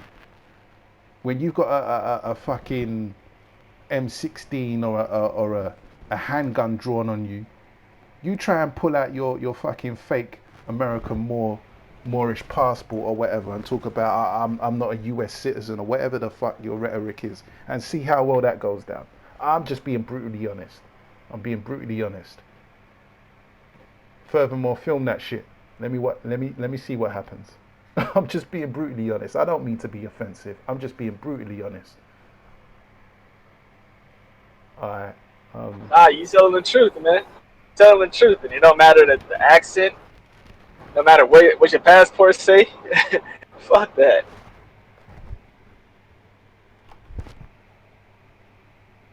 Yeah, man, you got to be black first, man. You know what I mean? That's what it is, and we got to support each other no matter what backgrounds you want to come from or subscribe to or whatever. I don't care if you're a Muslim. I don't care if you're a homosexual. Just don't bring that shit around me, though. You know what I mean? But you know, we've got to find a way to be part of a community and have our priorities in check. Alright, I'm just gonna go on mute for a while. So if anyone wants to go in on anything, I'm just gonna try and get Spice sorted so she can jump in on the panel. So I'm just gonna go on mute for give me like a minute or two. Alright, I'll try to hold it down. I don't know if my brother Fuller want to come in and just rant on anything that he just wants to get off his chest for a minute. If not, we can go to the chat as well. So let's see what is up with the chat.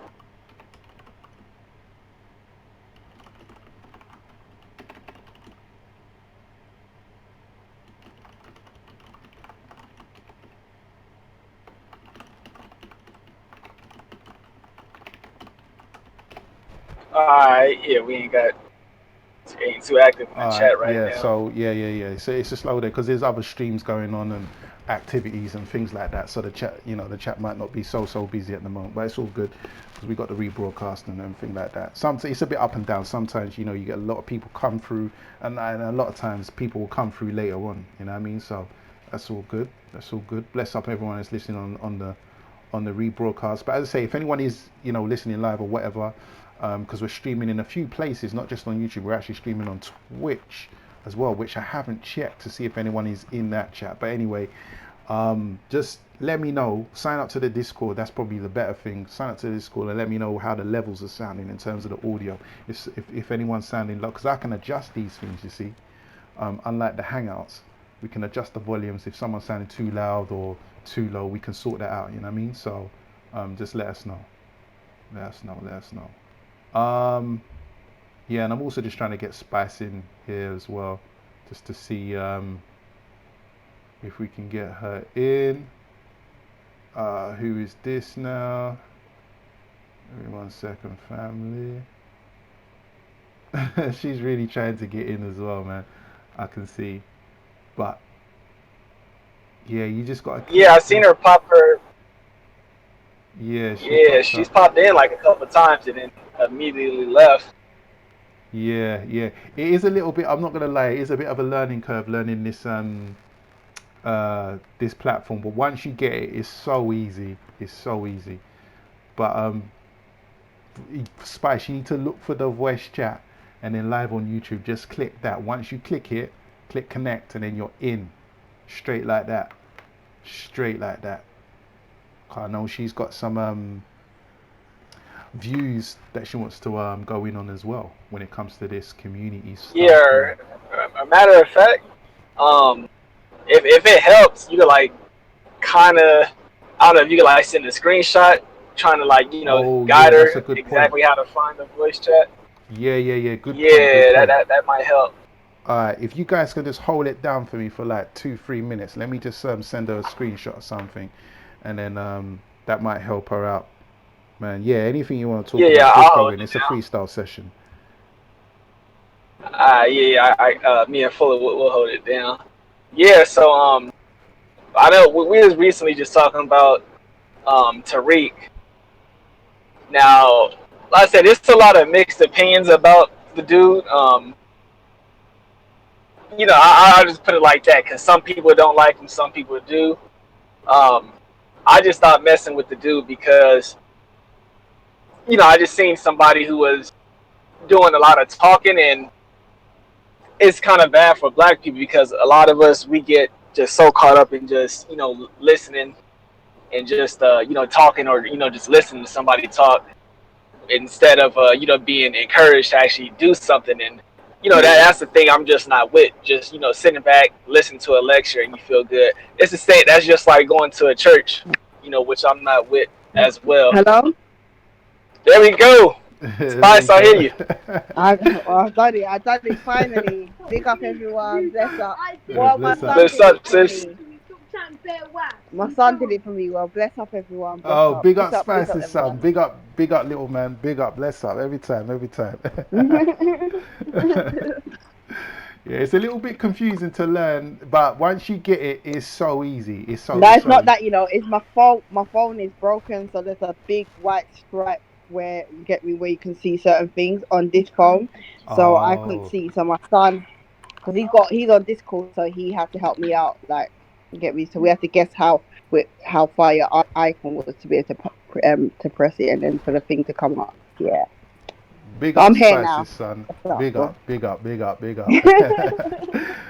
So you've been hearing what we've been talking about. What do you think about some of the things that we've been talking about? You got any I commentary or just anything? think it's like I just think it's a thing where we just keep falling for the same tricks where we're just on this divisiveness. Like you said, I've heard American people like I believe it's American. We're fighting for reparation for Americans, and um our struggles different, and all this rubbish and stuff. And like you said, you were talking about the referendum and what is it the Willie Lynch letter. similarities to Willie Lynch and letter and all this stuff. And it's like, and the fact that is a white woman fronting the whole of the thing is like we're supposed to be on one accord. Is like how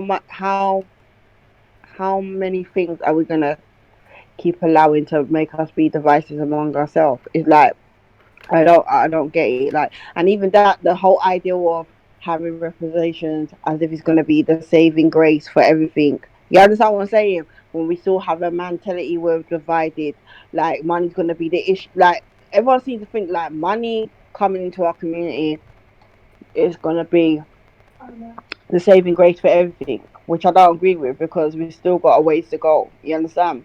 And like you said, like even when we get that funding, it's still gonna go straight back to these same people that are giving us the full solution of the fact that we're going to be getting some type of reparations, or I don't understand why we're still looking outwards for someone Yeah, else to feel sorry for us, or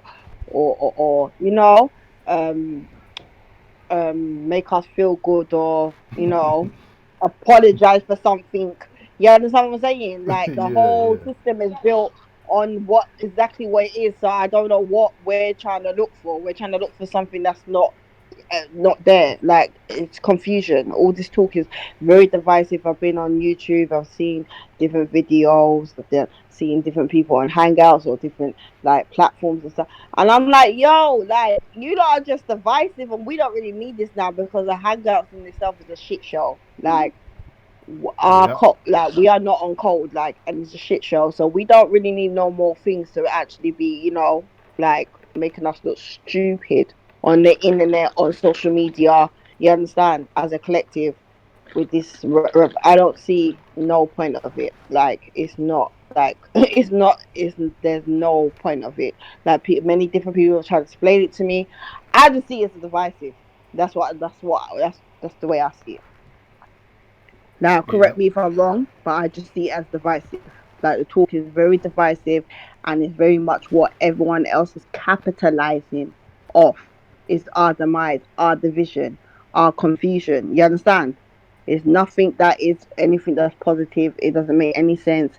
It's not like, oh, we're gonna get money and then put it into our community. It's just like, oh, you owe me something, so give it back to me, and then it's gonna be a little thing that's gonna make us feel some like we won something and get some little comfort, and then the reality kicks back in, and then our reality is the same. You understand what I'm saying to you? Yeah, yeah. That's what I was saying That's the earlier. way I Like, see it. yeah, yeah. Yeah. Like, And I'm glad that we have some American brothers that are on the same page, because with that rhetoric of, oh, this devices and like UK, US, and oh, Jamaicans and Africans, they come from, and Americans should have this and this, that, the other. It's just all crazy. Who crazy for? yeah, because my natural instinct is that I don't look at, oh, there's a black American, or that's an African, or he's a Yeah, Nigerian, you're or not he's from supposed to. Cameroon. We I are the don't care same. about none of that. The only thing is different is landmass. We are one people. Like, listen, that's what I'm saying to you.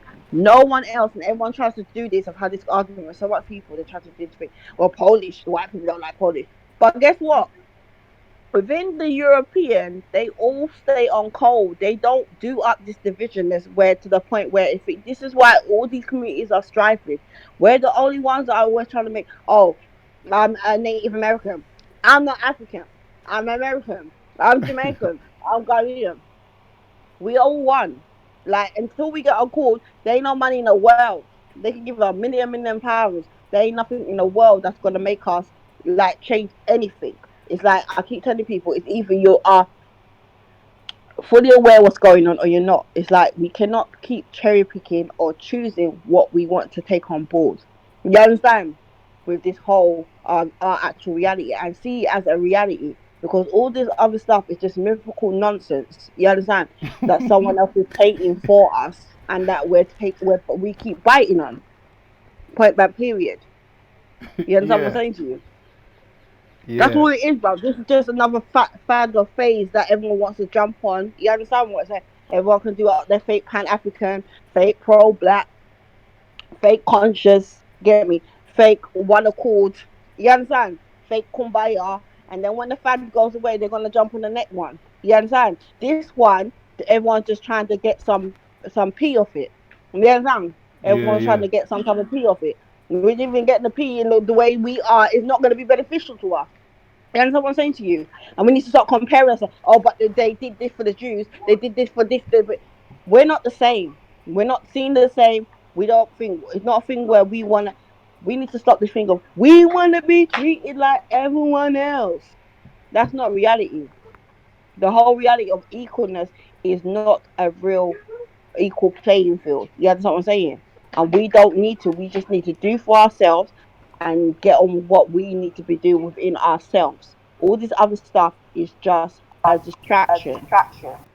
Because we're all we got, Because man. we're all we got. We're all we got. We're Yeah. all We we are got. all we got. We've got no friends. You understand? Be I don't care how you feel, how you see it.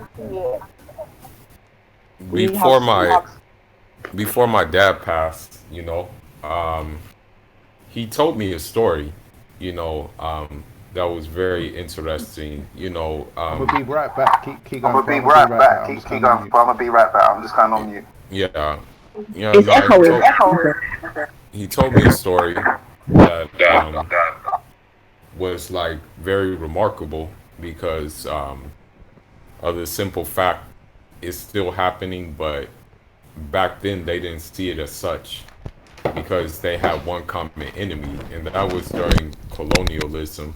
My dad fought against the Portuguese and the French, and he told me that, the Portuguese, they didn't really, not only were they attacking Portuguese colonies of the time, but they were attacking non-Portuguese colonies, which were neighboring.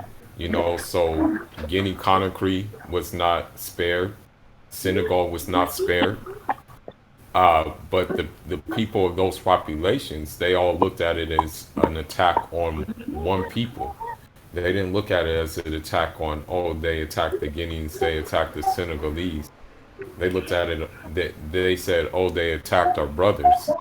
That's how my dad told me about it. but unfortunately that doesn't kind of exist anymore. Mhm. We're divided along borders, and although we do have cultural difference in customs, at the end of the day we're still uh, sons of the soil, as my cousin likes to put it. But we're just, I think it's just we've been diluted so much. That's the whole thing. We've been diluted so much with these ideas that, Mhm. and a lot of times it's not even our own ideas. A lot of Yeah, times and this is it's and just this is different what ideas. It's yeah, just different ideas. It's not and our this is own what I keep ideas. telling people. We've got to the point where like think we don't even understand what it means to be a collective. Like our own ideals of our community and of who we are is so warped that we don't even understand. So that is like we're fighting so many things at one time. It's just confusion. We just need to get back to the root of what it is that we're really trying. You understand where we're actually really trying to go, and just do that. Because everything else is just that confusion. Can you hear me? Yeah, I can definitely hear you. Okay. Okay. Oh, you muted. Yeah. So that's what I just think. Like it's just, and then to hear that someone that's outside the community threatened the whole thing, I'm like, oh, you can't smell bullshit. I smell that shit. I smell it, but that's bullshit. We need to get away from this white savior complex and all this nonsense that we've assimilated to our ideals of how we think we're gonna, you know, the means of progression and survival. E- You understand? Yeah, I mean, it even. I was blessed that although you kind of have to like identify with like I guess a nickname here. I was blessed that my parents gave me an African name, but even like in like different colonies, be it uh, French colonies, be it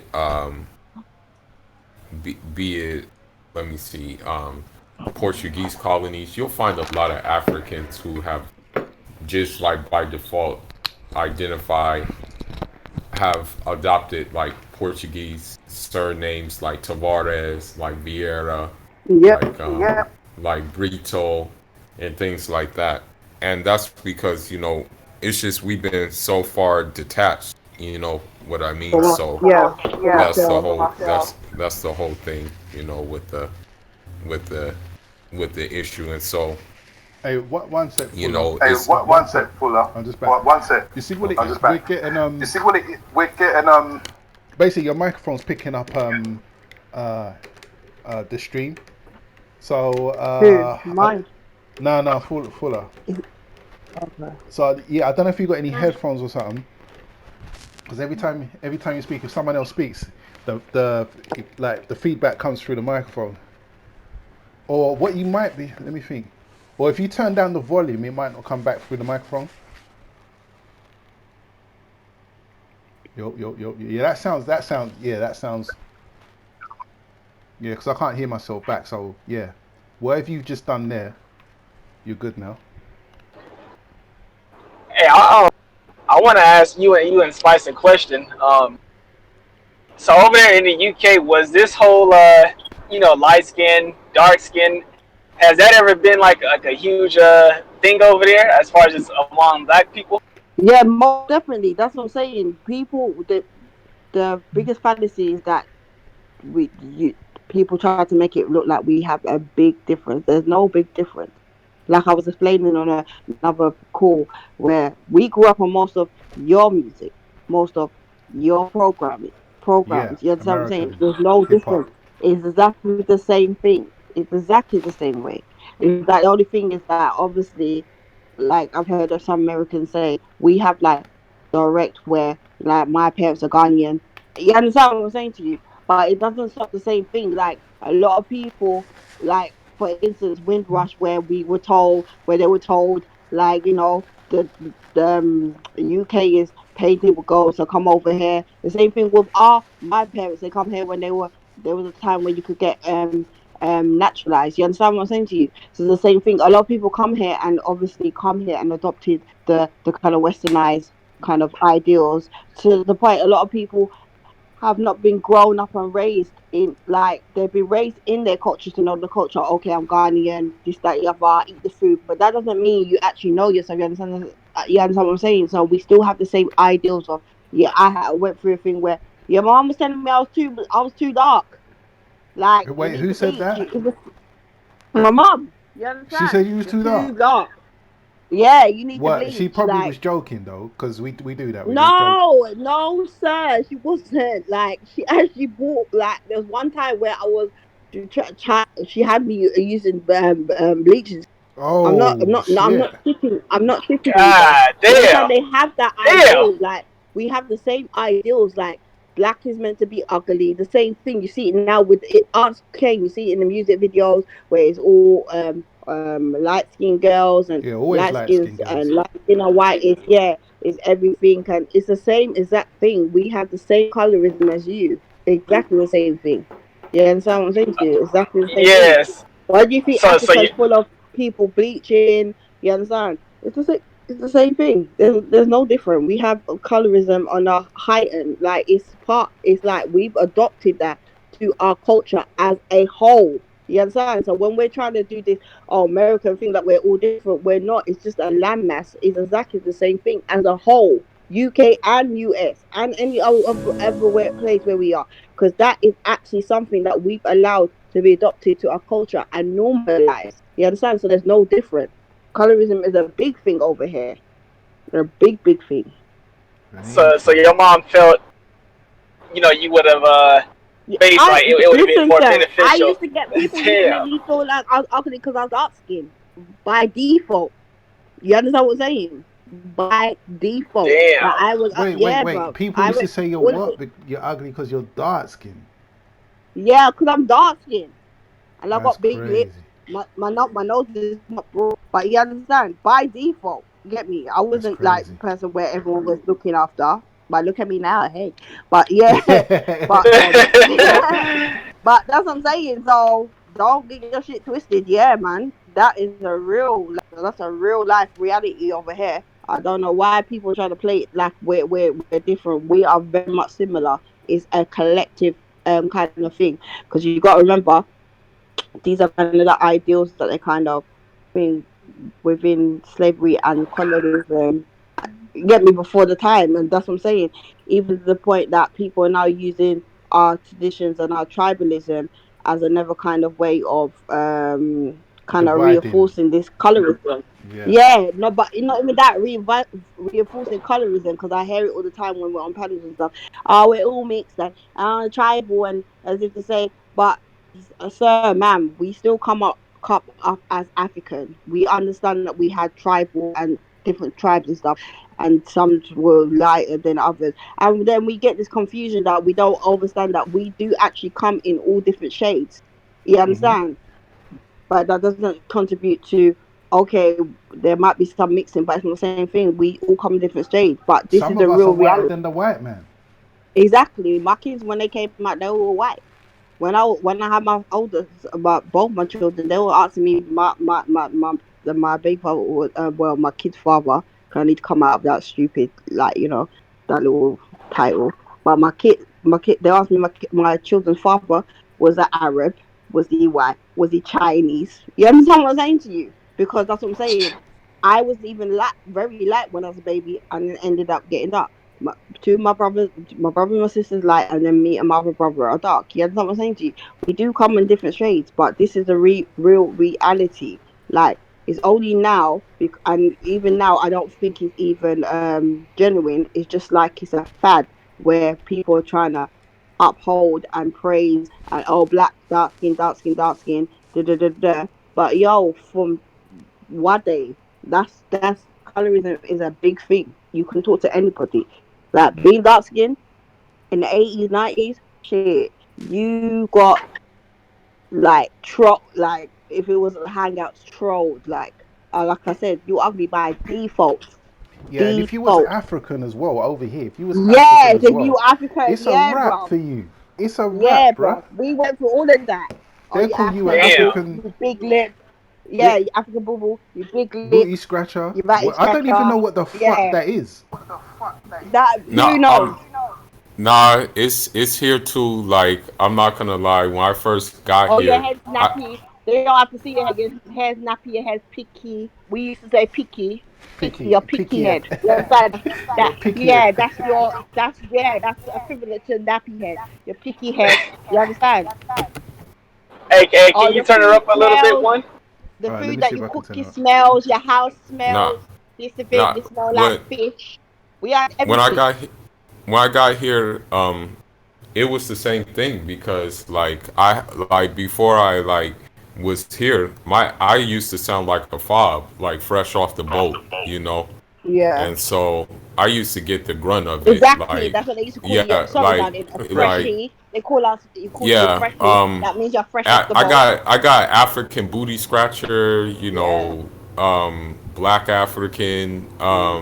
you're too dark, We got midnight, blick. Yeah. We um, used to have Blick. blick. Yeah. like when I told them, yeah, you know, Cape Verdean, they said, oh, you're a special kind of Negro, and we don't mean special in a good way. Way. You all types of stuff, you Monkey. know. All type of Yeah, things. yeah, Yeah. They all would say that. types of things, and you wonder. You say like you say so that's why I'm not gonna say I'm not gonna say I was socially awkward, but I will say that like I kind of had to carve my own space, Yeah, you and we know, went through a like lot. We actually went through a yeah, lot, and it's kind of, yeah, if you think about it, it's really traumatic because we went through a lot. Like yeah, King said, if you African, it was a wrap for you. We yeah, even went exactly. through, even we went through a phase where some African people used to obviously assimilate being West Indian just to be able to fit in. That's how deep it Yeah, went. nah, absolutely. You know, because that's the crazy thing. Like, you know, you may be African, you just wanted to be friendly with everybody, and they didn't really like take you as such because Hmm. you had a different culture and stuff like that, and you maybe moved differently, but you Yeah. still had a genuine like respect and love, and it wasn't. Sometimes it really wasn't like reciprocated. You know what I mean? Like And then for me, I that's was like, I really struggled with that a lot, and so you know I'll say that like if like because of sport it was just that just kept me occupied and stuff like that, and mhm.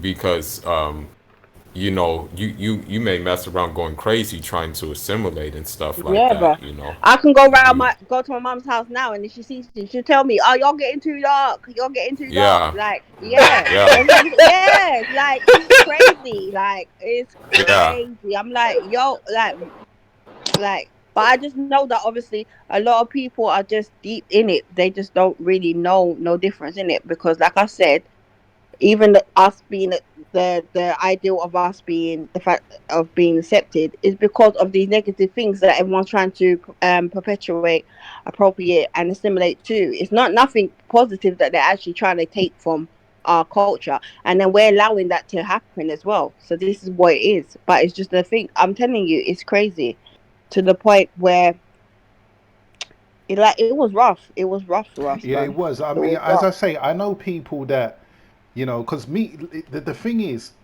me, I've got dual, you understand, but I don't look African at all, right? And because Yeah. Africans used to, I would say, back in the day, there used to be quite a clear, typical kind of, No, but you they know, still are a clear phenotypical type. You can tell a Ghanaian, you can tell a yeah, you Nigerian, you can can, you tell a can. Jamaican. The only problem right now is that a lot of Jamaicans and a lot of African people look similar, and that's because we are actually one, whether Yeah, they we're all like it or one not. people. And Yeah, that's what I was gonna yeah. say. I I grew mean, up. and Sorry. just to no, I want to like say something about that because like we have that issue in Cape Verde so much it's not even funny that like you know there's times where I say you know when I look at a Guinea someone from Guinea-Bissau, or when I look at someone from Senegal, or I look from someone from Mauritania and I look at a Cape Verdean, you know, I just basically see a mirror, a reflection of each other. But you know, like unfortunately because of the colonial legacy, you know, we like push each other away. So like if so if you like for example, a Cape Verdean will take offense if you call them Guinea-Bissau. You'll be like, "Oh, are you from Guinea-Bissau?" And they'll take offense if you say that. You know, they'll get mad at you for saying that or something like that. You know, like it's ridiculous, you know, and it goes back to the whole skin type thing as well. Yeah, You know what I mean? because I even The- grew up a lot of proper yardies which knew where they come from, so they used to make me know that Jamaica. But you can't. There was a time you couldn't tell no Jamaican. You still can't tell some Jamaican people that they're African. Yeah, They're gonna some of cuss them, you yeah. stinking. Yeah, they're gonna cuss you stinking. Like, what Yeah. do you mean I'm not? But they don't realize that we have the same kind of similarities. I had a friend, and like a lot of people thought she was African and I was Jamaican. You know what I'm saying to you? But you couldn't tell them that. So it's crazy. So the fact that people keep thinking that there's a big difference between us, it's really not.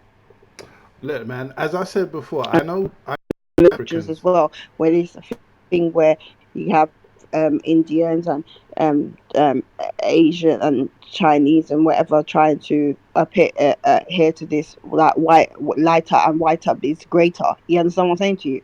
Because it's a reinforcement, but it's very much the same for us as much as you. There's no difference. Yeah, as I said, There's no I know people that Africans that because you know what it is that whole kind of African booty scratcher thing. When I was growing up, I just missed it. I just yeah. missed that generation, but it was the generation just after me that was going through that African hard, bush, heavy. yeah, African boo boo, yeah, boo, Yeah, African yeah, African bubble, boo boo. booty scratch, all that Look stuff. at your big lips, yeah, Yeah, and all I this look at your stuff, yeah, picky head, and it was the yeah, your phenotype that period. oh, there's Mm-hmm. also one thing too that they do too. I unfortunately experienced this, but I just like kind of like like kind of just rubbed it off basically because the thing is about me, like you can kind of like everybody can tell like I'm African. Like even like when I went into a store one, this one African dude said, "Where you from?" Like, cause he already knew, you know, I'm like with my face and stuff like that. You can tell, you know, that's the whole thing. You can like every like at least like a couple of like if I run into another African, they'll ask me where you're from. Even like it's crazy, and I never thought this, but I've even been mistaken for Ethiopian a couple of times, you know, and I wouldn't think of myself looking Ethiopian at all, you know. But anyway, one of the things that happens is that sometimes you'll even get someone who will do the clicking noise because there's a language in Africa where Yeah, they yeah, click. yeah, South yeah. Africa. When Yeah, you they cooking, I've yeah, had that done a couple of times and it's like, wow, you know, this is amazing. You know, I used to think yeah, to myself, this is amazing, you know? yeah. Yeah, you know. Yeah, I'm not gonna lie to you. Yeah. Internally, that whole clicking thing, when I first heard about it, I thought it was a joke. I was like, "Oh, you man click," but yeah, it is actually a genuine language where they do that. Yeah.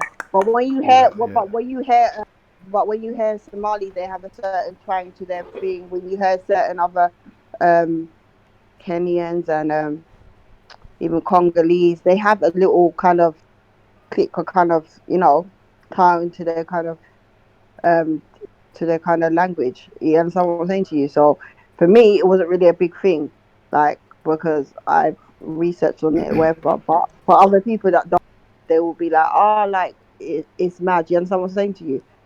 But yeah, these are the differences that make us all kind of like. It's a beautiful thing. You understand what I'm saying to you? It's not something that we should be trying to think. But this is the problem with us.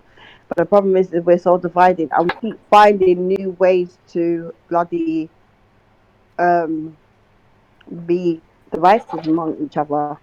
You understand? I was gonna say to you, have you heard about this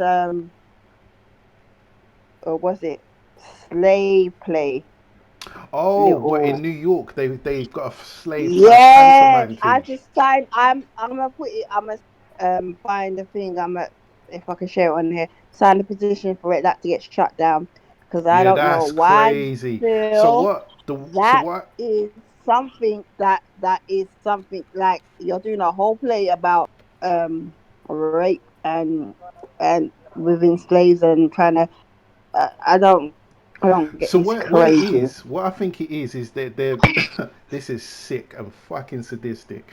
What I think they're And doing then right is they're trying to sort of they're trying to romanticize and sexualize the slave our master. experience. Yeah, no, our experience, as if to say to dumb it down, like as is nothing. That's not something you should be taking and trying to romanticize and trying to make it out as if it's something normal and do. Like it's crazy. I'm like it pissed me off so much. And then I heard Rihanna was bigging up the fucking stupid director who looked like they're two fucking baddies. You understand what I'm saying? So that's what again when I say to you, when you people don't believe there's a gender, everything all fits together. You get me for a bigger puzzle. You understand for a bigger picture, and that's what I'm saying. It's crazy. I do not know why they will think this is thing. They're about to put it on Broadway. It's like crazy, and people Wait, are that I clapping heard their about hands. that like last year, and I Yeah, and don't so know. did I, but I didn't really pay. I didn't. Okay, what are they actually? Is it? Have they actually ever done a show or whatever? Yeah, they put it's like there's people where you can buy tickets. They're trying to go thing, but they're trying to actually bring it to Broadway now. So this is why Oh, there's you a mean petition Broadway in the on. UK? Sorry. Yeah, I think Broadway in America and the Oh, UK. They're trying to get it out there like that. okay. You Yeah, understand what I'm yeah, saying yeah, to yeah, you? yeah, yeah, yeah, yeah, yeah, yeah. Yeah, that's sick. I can't. Yeah, yeah, that's crazy. That's crazy. The brazenness, the audacity. That man, it. I can't believe. It's amazing how they feel comfortable enough to say, yeah, we're gonna trivialize and sexualize this whole thing and make a mockery of. Like, You're listen, not I. hearing me. It's two black men that are the directors. So the Oh fact wait, is wait. It's why two black men. there's two. It's two black men. Man, fuck all that, man. I know for a fact there's some white people behind that shit. Of course there is. Hell There yeah. always is. There always is. But the whole point is the fact is why do we allow the disrespect? Why are we front? You understand what I'm saying to you? The biggest people that people don't understand, they use us to against each other. They use us to damage us, and then people like all these celebrities. The actress that was from Chirac. She's in the play, but I'm thinking why do you keep putting this savior complex on these stupid celebrities, like as if to say Rihanna was bigging up the director. You understand what I'm So to saying? give it The like same, authenticity, like to say yeah, the same it's person that okay, was the Rihanna. same. You know she's a big star. She endorsed this, so it's okay. Like it's a way to No, and pacify. But a wait, lot of people. let me ask this. Let me ask this question. Right, this same concept. Do you think for one second that the Jewish people, like, if they put Would this same allow concept, do no you think the Jewish people would allow this people to would go through? for you to front a whole what is it called what happened to them Holocaust again? and shit. Holocaust. They think they would be doing that. No, no, you understand? No, they're not. But it goes back to what I'm saying. A lot of black people don't know what it means to be black and don't want to be black and don't see themselves as black. Well, So I read the comments in the YouTube on the one video, and they were saying there was one time that Rihanna said that she's multicultural or she's mixed. You understand? That's what I'm saying. So people only jump on all these little pro black or whatever for because it's trending. That's what's going on now. She's the same person that is backing ASAP Rocky, who was the same one said he don't give a fuck about Ferguson. He just wants to smoke and do his music, and he lives in Beverly Hills. You understand what I'm saying to With, you? and have sex with white women. Yep, have Yeah, sex yeah, with yeah. white women. Hold your own fucking nuts. If you're on this, I'm gonna let Fuller come in next. But if you're on this is what I'm saying to you. If you ain't black first and you're on this, well, racism doesn't exist. It doesn't affect me and all this and that. Yeah, And then and when not you even get that. into I don't trouble, eat color. Yeah, I Race don't is see a color all that. label. When you get into trouble now, Opium. you want us to come save you. No, fuck that. And Hold this is what I your said to own people. I'm not. nuts. Yeah, you better hold your own because people won't be running. Sending you, and he's gonna be like, oh yeah, but no, I don't do the wrong and strong. I'm not for all black people. That I'm Oh not wait, for Spice, you like. sound like you're underwater now. You know. Sorry, I'll cover the mic. Sorry, I'm not for them. If you wait for me, you're gonna get left. I'm gonna leave you right there. You best be your own. Yeah, you best get uh, on with the fuck what you're doing. You understand what I'm saying to you? You best yeah, take yeah, all your fucking money and go bail yourself out, bruv. You yep, understand what I'm saying? yep. Or do whatever the fuck you're doing with the police. I don't give two fucks because the disrespect is real. You understand? And that's the bullshit they're trying to start on this hangout bullshit of Oh, all don't even get me inclusive, started on pro that. pro life, pro thing. It's the label. I don't see the color. We're all mixed anyway. Tribalism is mixed. I'm Native American. We got a whole fool that's over here. Whole fool over here in London saying he's a Native American. Yeah, yeah. He's an American more of the. You know what? Let me before we go down that road. Let me let Fuller come through. What was you gonna say, Fuller? I know who you're talking I about, by was the way, always Spice. no, Yes, he knows exactly what he's talking about. I Go Yeah, was on, go always Fuller. go gonna Fuller. say that there's always a lackey, basically. There's always a lackey basically who will always serve as um, who will always serve the person who doesn't have their good benefits or have their best benefit at hand. This has been going on for so long. Even like during the time of like colonialism and decolonization, there was always a lackey who decided that he is the best bet was to side Aggressors. with the oppressor in order for him to have a little bit of a gain, basically a little bit of a gain for himself, but at the expense of his own people, you know. And Yeah, that's called a it's sellout it's it's Sambo it's coon. it's Exactly. happening. And that's what I say to you. It happens It's pretty still happening. often.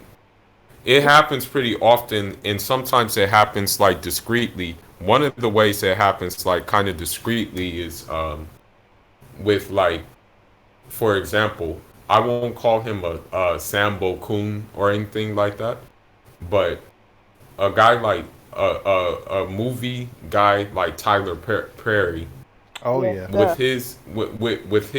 with his platform, you would have hoped that he could have did something like more productive, more constructive, and showing us in a good light instead of showing us in a light that we're always portrayed to be in most of the Right. time.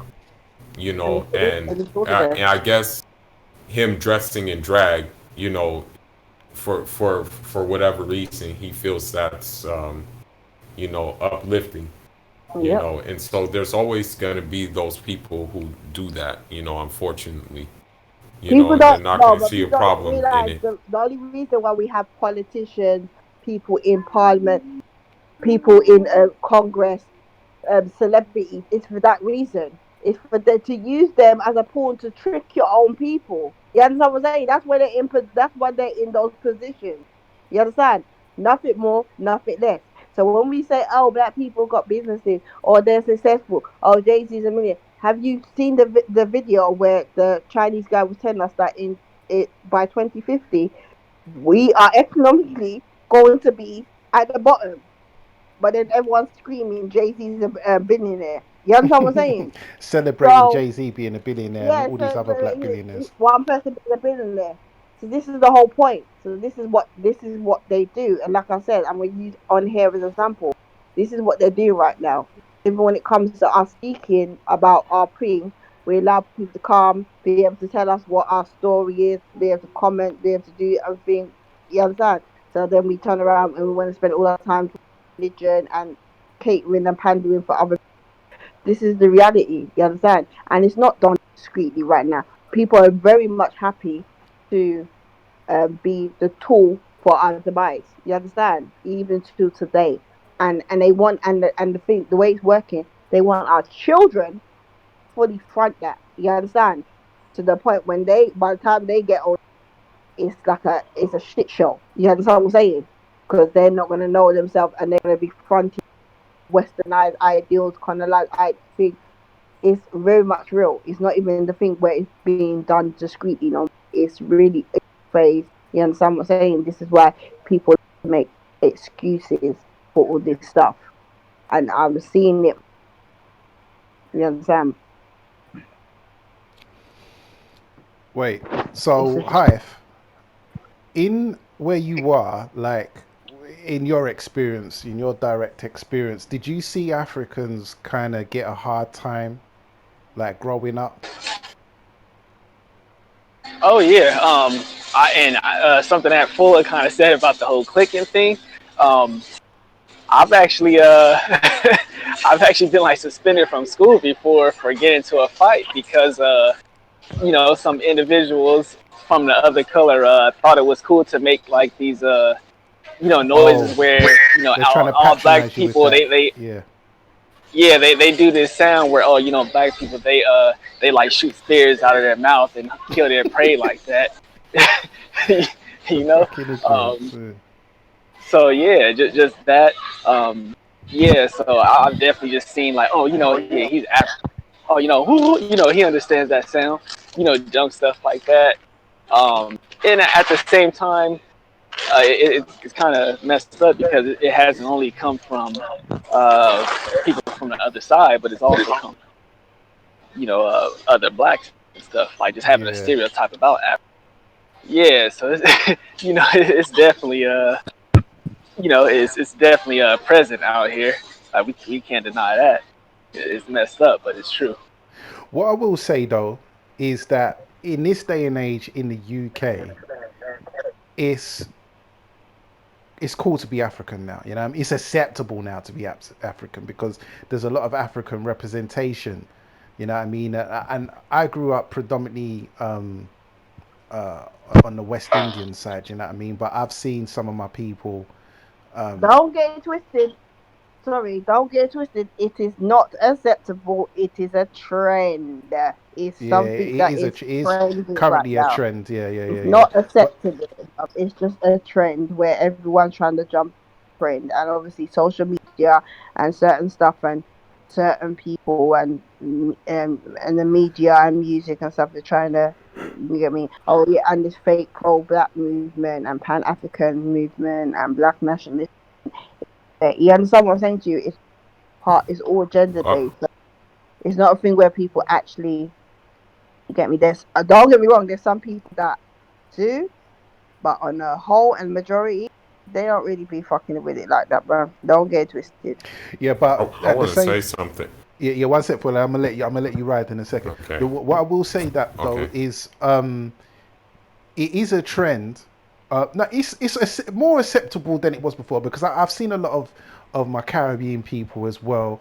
You know, they are starting to recognize and understand that they're African. You know what I mean? They might, their nationality might be Jamaican and they might have the Jamaican culture and all of that, but they come from a lot of them are starting to realize that a lot of them as well are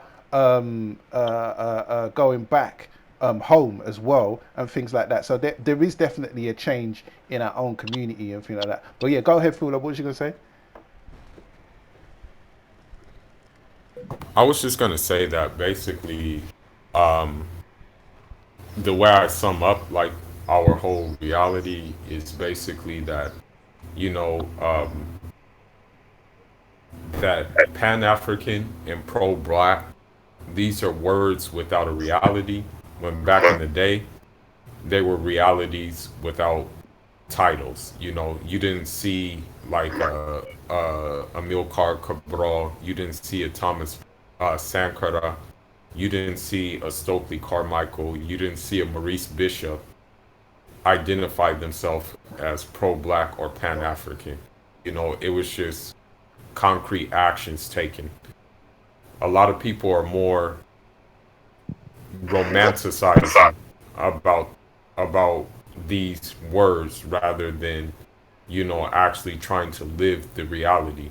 And the But reality starts with just small steps first. I can only speak for me when I say that all my business, for the most part, is done, like all my clothes, even, like, except for the ones that I get for free. All of my clothes come from like up and coming, like, black designers and stuff like that, who may not be heard of, but I'm still gonna support them regardless because I rock with what they're doing. I rock with anybody who's from my neck of the woods who's trying to do something like that. So that's even the smallest step. It's that's more, that's more than, that's like bigger than people realize. Even if you take the smaller step, even if you take the step to travel to a place where there's a majority black population, you know to just see the reality, to see what's going on, that's that's a step in itself.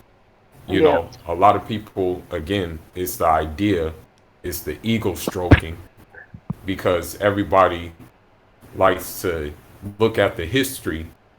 Everybody likes to look at Kemet and stuff like that, but doesn't really realize the groundwork that it took to put into Kemet. Doesn't realize the study that they did for Kemet. You know what I mean? And it, they don't realize the actions that were taken. For example, uh, the Wall of Benin, now it's not there anymore, but the Wall of Benin Empire was longer than the Great Wall of China. Yeah. But guess what? That wall had to be built, though. You know what I mean? That's right. Sure, it's an accomplishment, but they had to build it. It didn't just come out of the sky. And so I think that's why people lose track of that. The my personal opinion is the response should be, they built a wall, then let's fortify our land right now, and really try to take action to do that. But I think we're coming along more with this free trade in Africa, and also this one currency that's trying to do away with the colonial currency. So I think Yeah, little by yeah. little we're coming along. Yeah. Right. Has anyone got any information on, because before Gaddafi died, right? He was talking about pinning oil prices to the gold dollar standard, or creating a gold, some kind of currency and so forth. Has anyone got any information on that? Just out of curiosity, in terms of there being a one, because the dollar is the America are kind of shitting their pants at the moment, because the power of the dollar is weakening. It's weakening and weakening by the day. I mean, people are starting to raise up and say, you know what, we're not looking to trade in the dollar no more, and things like that. Anyone got any information on this, like, one currency thing, or the gold standard, or anything like that, as it pertains to Africa, the continent? They had a conference called the Matanga Conference, and there were some African nations who were on board with this idea. A lot of African nations were on board with the one currency that would be pegged to the resources of Africa. A lot of the big giants of Africa were on board with this idea.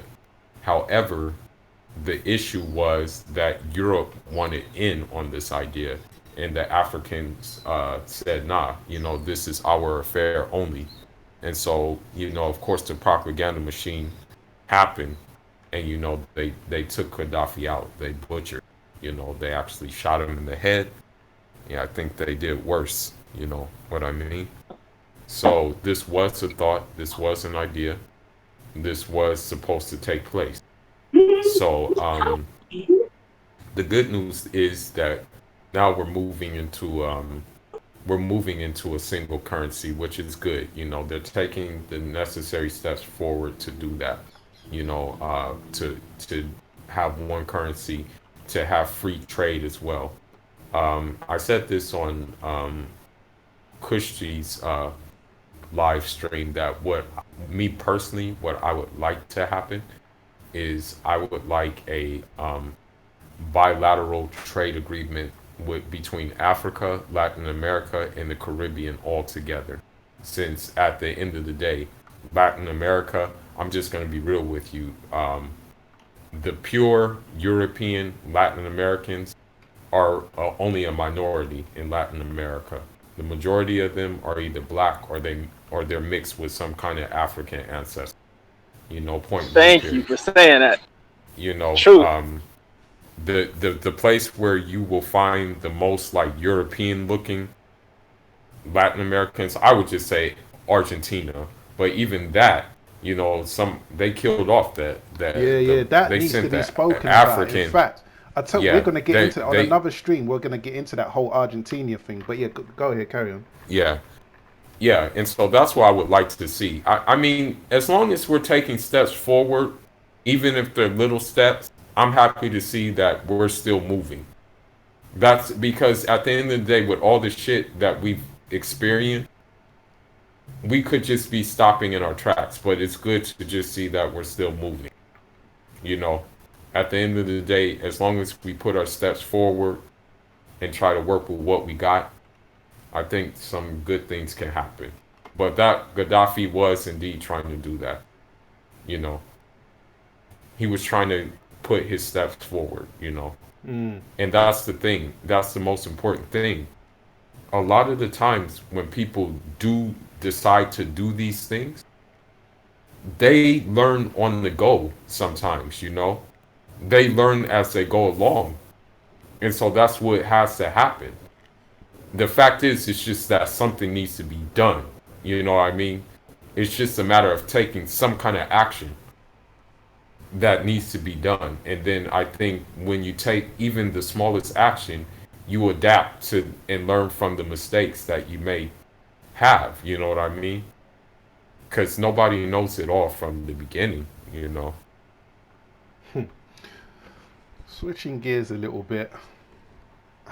I don't know why my people were so hypnotized by trinkets and tedious forms of entertainment. Um,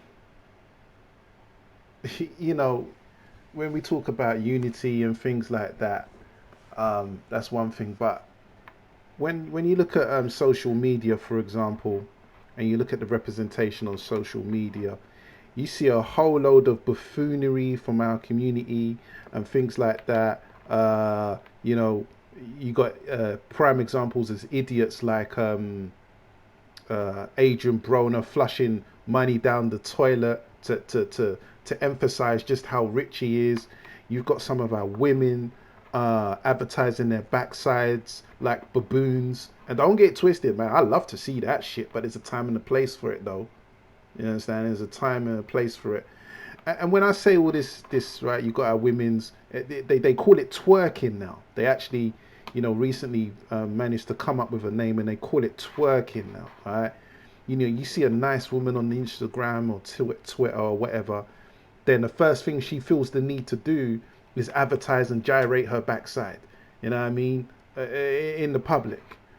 And when I say this, I look at these other communities, these Pakistanis, Indians, Chinese, Iranians, whatever community you want to. You don't see their people en masse doing this. I don't get twisted. Of course, they're doing their own fucked up shit, but they're not trying to sexualize themselves and advertise themselves indirectly as available like that in the media and things like that. It's like we have like a cancer in our culture that breeds and indirectly promotes violence through the conduit of music, promotes sexuality and things like that through the media. It's cool.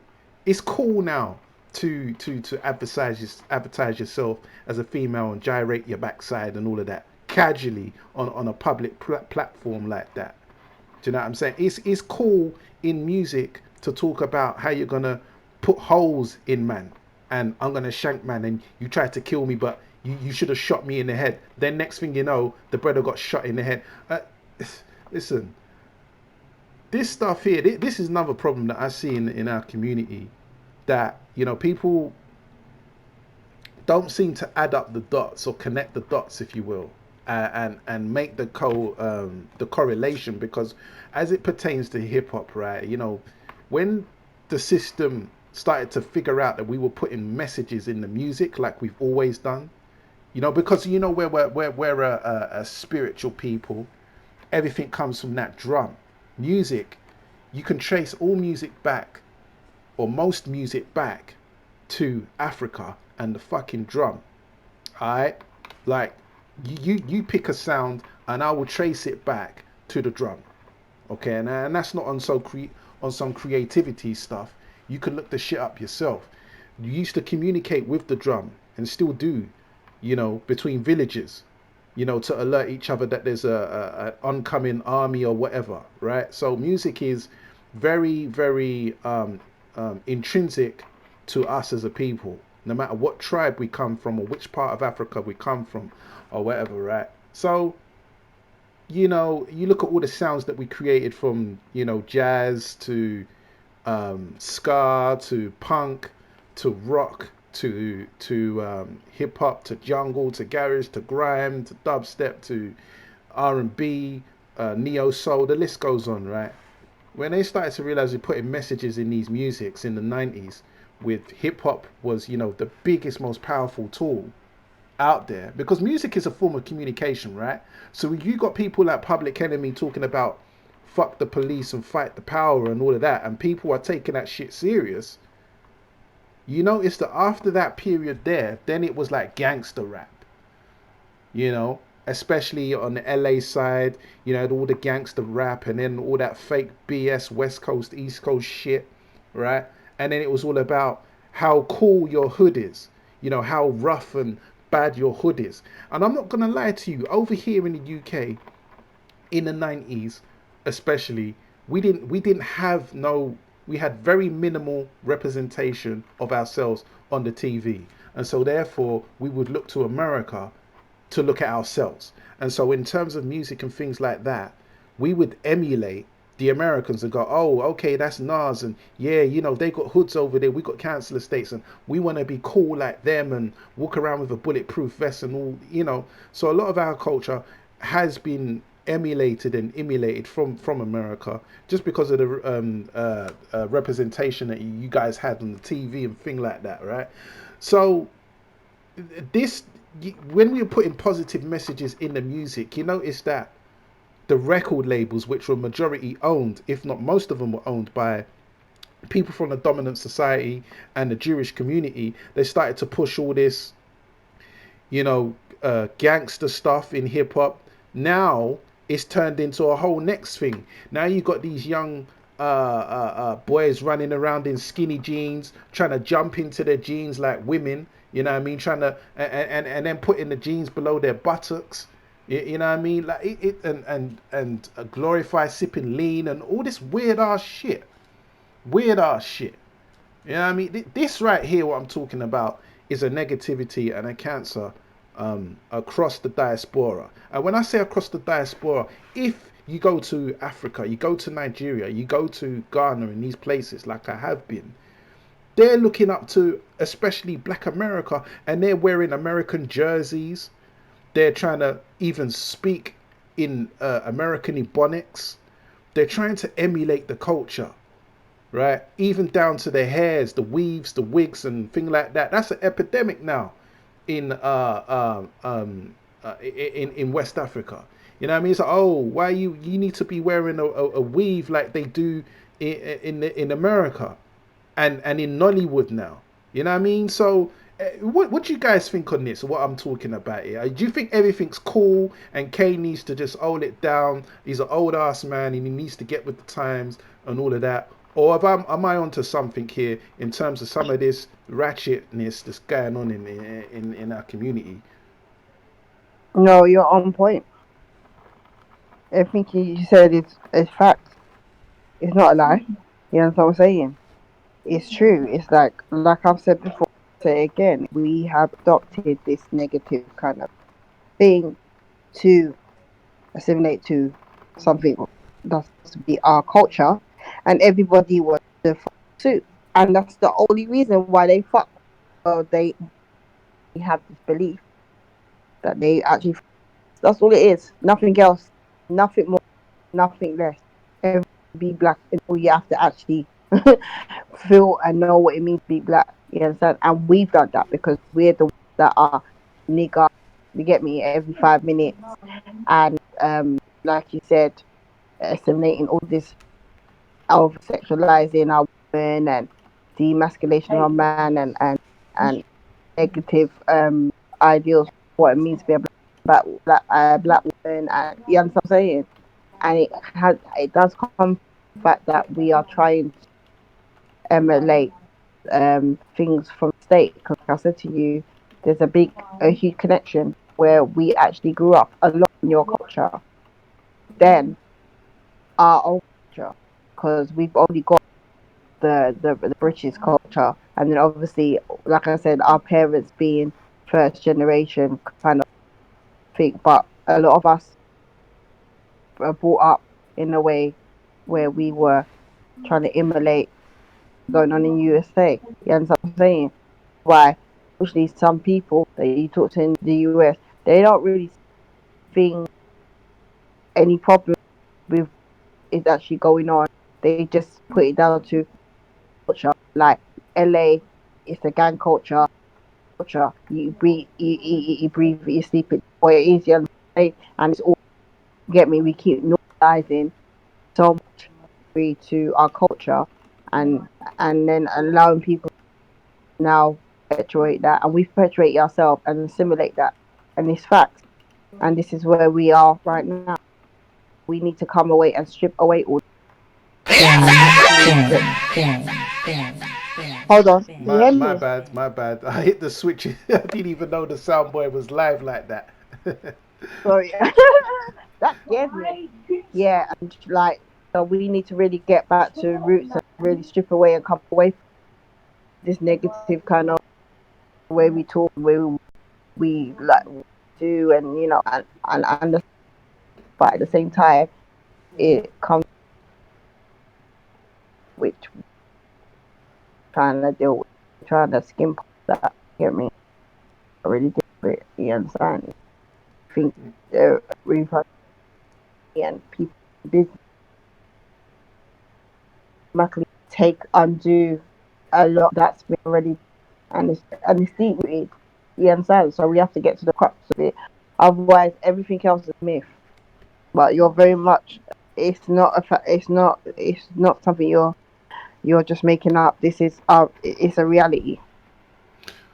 All right. So, seeing as you're in the States, Hive, what's your take on this? Is everything cool, and that's just how we get down, or what do you think from your All right, perspective?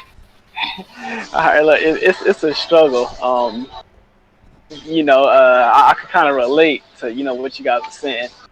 Um, just like even an attempt to find, for example, just like like black made clothing and stuff. It's kind of funny because you like look for products that are black owned, and you really find out, oh nah, they're not black owned. And then it's like all these trends. It just really irks me because all the time you see a new trend come, and it's like, who the hell told black people in America that this was the trend? Some random foreign person away from probably Paris or something, only been to the United States 3 times in his life, could tell all the black people in America that this is what's hot, this is the trend. you know, buy from this designer. This is France. Not like just dumb stuff. And I didn't know, I don't know too much about that stuff going on over there, like people Africa, them I really starting to get into the weaves and stuff. It's kind of ridiculous because I hate it over here, but I don't know if those people know, but we don't own like those weaves and a lot of these products and stuff that are considered trendy and stuff. So yeah, it's definitely just like ridiculous as far as people not, people always just letting like white people come and tell them, oh, this is what's trendy, this is what you need to be into, this is what you should be doing. It's definitely annoying just seeing it. Yeah. This, we're just so fragmented and displaced, and this is why I got inspired to do these panels, these non-boxing related stuff, to have people across the diaspora and have different dialects and accents come together and share experiences so that we can know that we're all one people. I don't care what your local culture is, slang or, terminologies are.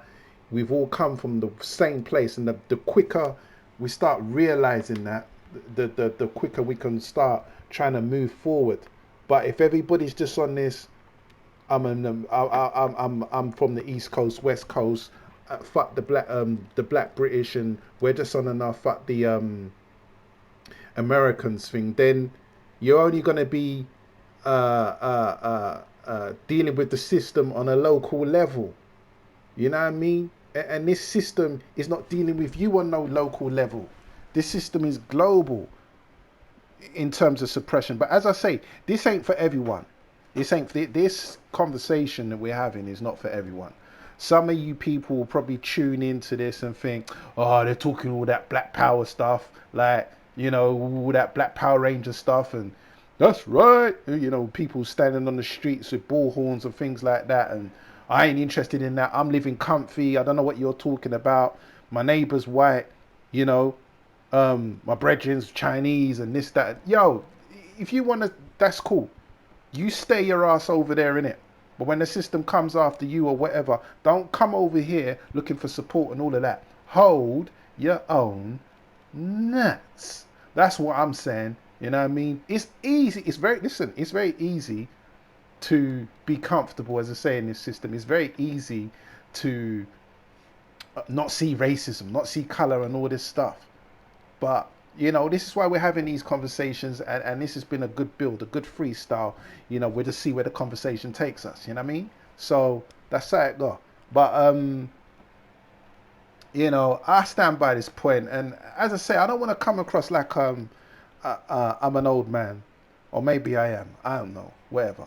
Because when I was younger and I was listening to this stuff, at the music of the time, which would have been hip hop and jungle and flipping garage and all of that, right? My parents are saying, our elders are saying the same thing. Turn that blasted music off. They're listening to all that rah-rah music. Turn that blasted music. I used to want to listen to Yo MTV raps in the morning and all of that, So now we're kind of in that position, and now we're looking down at the younger saying, yeah, turn that blasted music off. I do get it. It's youth culture, and youth culture is very much counterculture. It's, defying your parents, and you don't tell me what to do. Expressing and amplifying your independence. Do you know what I mean? I get it. And every generation has had their form of rebellious counterculture, or the pinnacle of that counterculture. In the 60s it was ska music, that turned into punk music and the mods and all of that stuff. He had various forms of music that represented that youthful counterculture. You know what I mean? But there does need to be an element of conservatism within the community, because every other community I see, they have a level of conservatism. When we're talking about the Asian community, the Arabic community, the Jewish community in Tottenham and Golders Green and them places there, if some of their people, if members of their community step out of line, they're very quick to pull them back into line. Do you know what I mean? And we used to kind of have that in our communities, where the elders can tell the youngers something. Hey boy, what you do? And clip them round the ear or something like that. But it's the whole shit's just been blown apart. It's been blown apart, man. Like, I'm talking from a London perspective. It's a thing of, we ain't got no community over here no more. We've been displaced through gentrification, which we have to take a part of a proportion of the blame in that as well. Because when we were in these areas, what the fuck were we doing in these areas to own and solidify and cement ourselves in these areas? You know what I mean? What businesses were we putting up instead of auntie's salon and uncle's barbershop? What type of businesses were we putting in there, and what properties were we owning in there, in these areas like Hackney and Brixton and Peckham? You know, we've seen what they done to places like Notting Hill, and I know it's the same where you are, Hyphy, in the West. I know it's the same in the East and various other states in the United States. So everyone can relate to this, right? What were we doing to own some of these buildings and things like that? If we owned them, then it'll be difficult for them to gentrify the community in the first place. The only way, the easiest way to gentrify a community is to dictate to your tenants when and where they're going to move, right?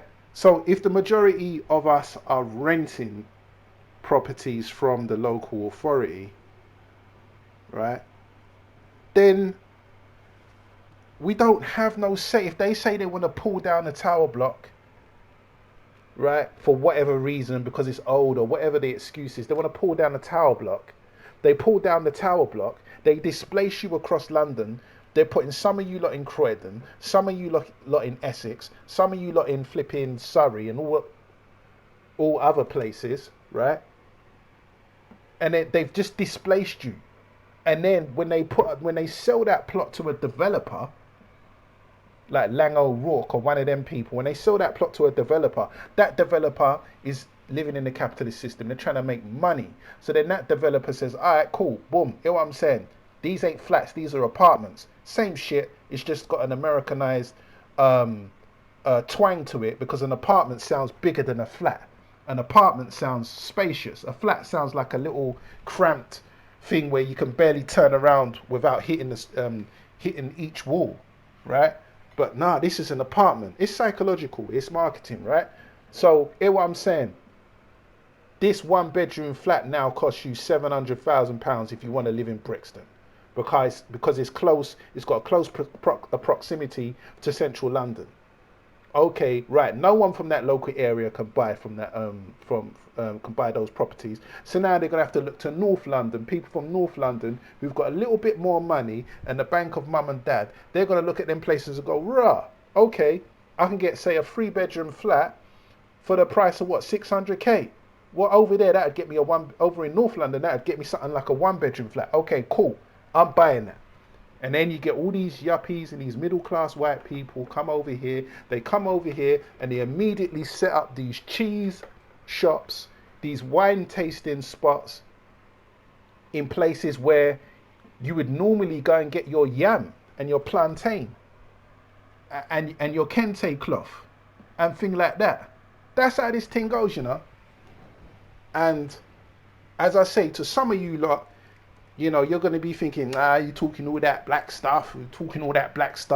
There ain't no problems. If you don't like it, go back to Africa and all of this and that. Zone out. Unsubscribe, zone out. It's cool. Like, do your thing, innit? It's cool. Just know that when time comes, don't come back to the community talking about, oh, man needs to design placards and march on and roll out. No. Hold your own nuts. Tell them again. Say it again. Hold your own. Matter of fact, let me give myself a round of applause. I enjoyed that. Yeah. Oh, what's the sound boy now? Work now? Sorry, can you hear me? Yeah, can hear you. Sorry. So I said, hold your corner and keep sample dancing and sitting on fences and dancing on the line and catch on the edge, and hold your own. You get me? Because we will be like run up behind you. I know that for a fact. I'm not doing that. You not stay there with that wrong and strong and I fuck with every black person because they're black. You stay there. You ain't gonna get that from Vice, and you ain't gonna get that from Kane. And I don't know about full of them. But I can't really speak for you, but we ain't doing that over here. You understand what I'm saying? Nah, it's Hell no. for me, nah, I'm selective with who I have in the circle, because Yes, at sir. the end of the day, I can treat you with courtesy, I can treat you with respect, but that doesn't necessarily mean I have to talk to you about certain It things doesn't that mean they actually fuck with you. Yeah. yeah, I mean, exactly. That's you all the way. that's how it works. That's That's right. it. You know, And that's it how it's doesn't supposed to mean be. You're supposed to be aware of yeah. what's going on and you move Because accordingly. I'll give you an example. There was this one guy, and you know he's an African brother, and I'm like, okay, cool and stuff like that. But you know, I try to feel people out before I like I I you know talk about certain things with them. I try to feel them out first. So what happened is, you know, he started talking about like how the black man is superior to the white man, and you know the whites are dying out because of this, that, and the other, and that the you know that's why they're trying to breed with us because they're this, that, and the other. And just from that conversation alone, I realized that he's stuck on that rather than not worrying about other people and worrying about ourselves and what we need to do. He rather stroke his ego. And so that's why I was like, okay, respect to him, but I know on the I can only mess with him on a certain level because that's where he is, you know, on his life. Because at the end of the day, me personally, I don't view that as a solution. Just pointing out someone else's like maybe shortcomings, no matter who that person is, you know, no matter what they, no matter where what they what ethnicity they are. Like even me reading a book, you have to know your enemy. I get it. You have to know your enemy, but just stroking your ego because maybe your enemy lack something that you have or something like that is not a solution. You know, like I think like some black people, that's why maybe we don't see eye to eye because they're so stuck on stroking their ego rather than just like getting down to do something. You know what I mean? Even me, like it's crazy. This is crazy. I never would expect to get this kind of backlash from my own like someone who shares the same color as me. I like I only like telling people this, and but you know I someone just kept on like bugging me and inviting me, and I said okay, bet I'm gonna do it. And so I booked a flight like for later on this year. I booked a flight to Venezuela so I can see how it is myself, see what kind of bilateral relations I can establish with the people down there who happen to be black. A lot of them happen to have some African ancestry.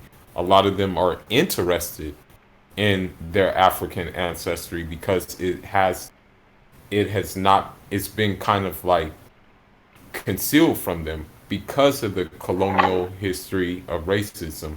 But now you have more Venezuelans asking me, especially for African books and stuff like that. And I'm like, okay, bet, no problem. You know, I got you. You know what I mean?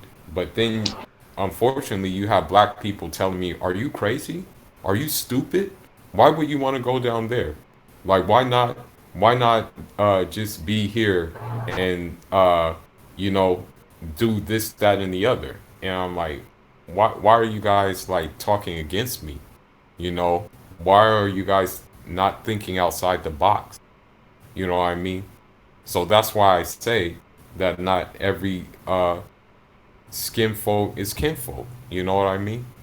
Because I would expect that from a non-black person before I expect it from a black person, to be honest with you. But you Yeah. find the most opposition comes from black people for some reason. I don't get it. I really don't get it. Well, I I think don't get it. it got something to do with the psychological damage that, and the thing is you can't quantify this. You can't put your hand on this and say, hey, look, I'm holding it. This is what we're talking about.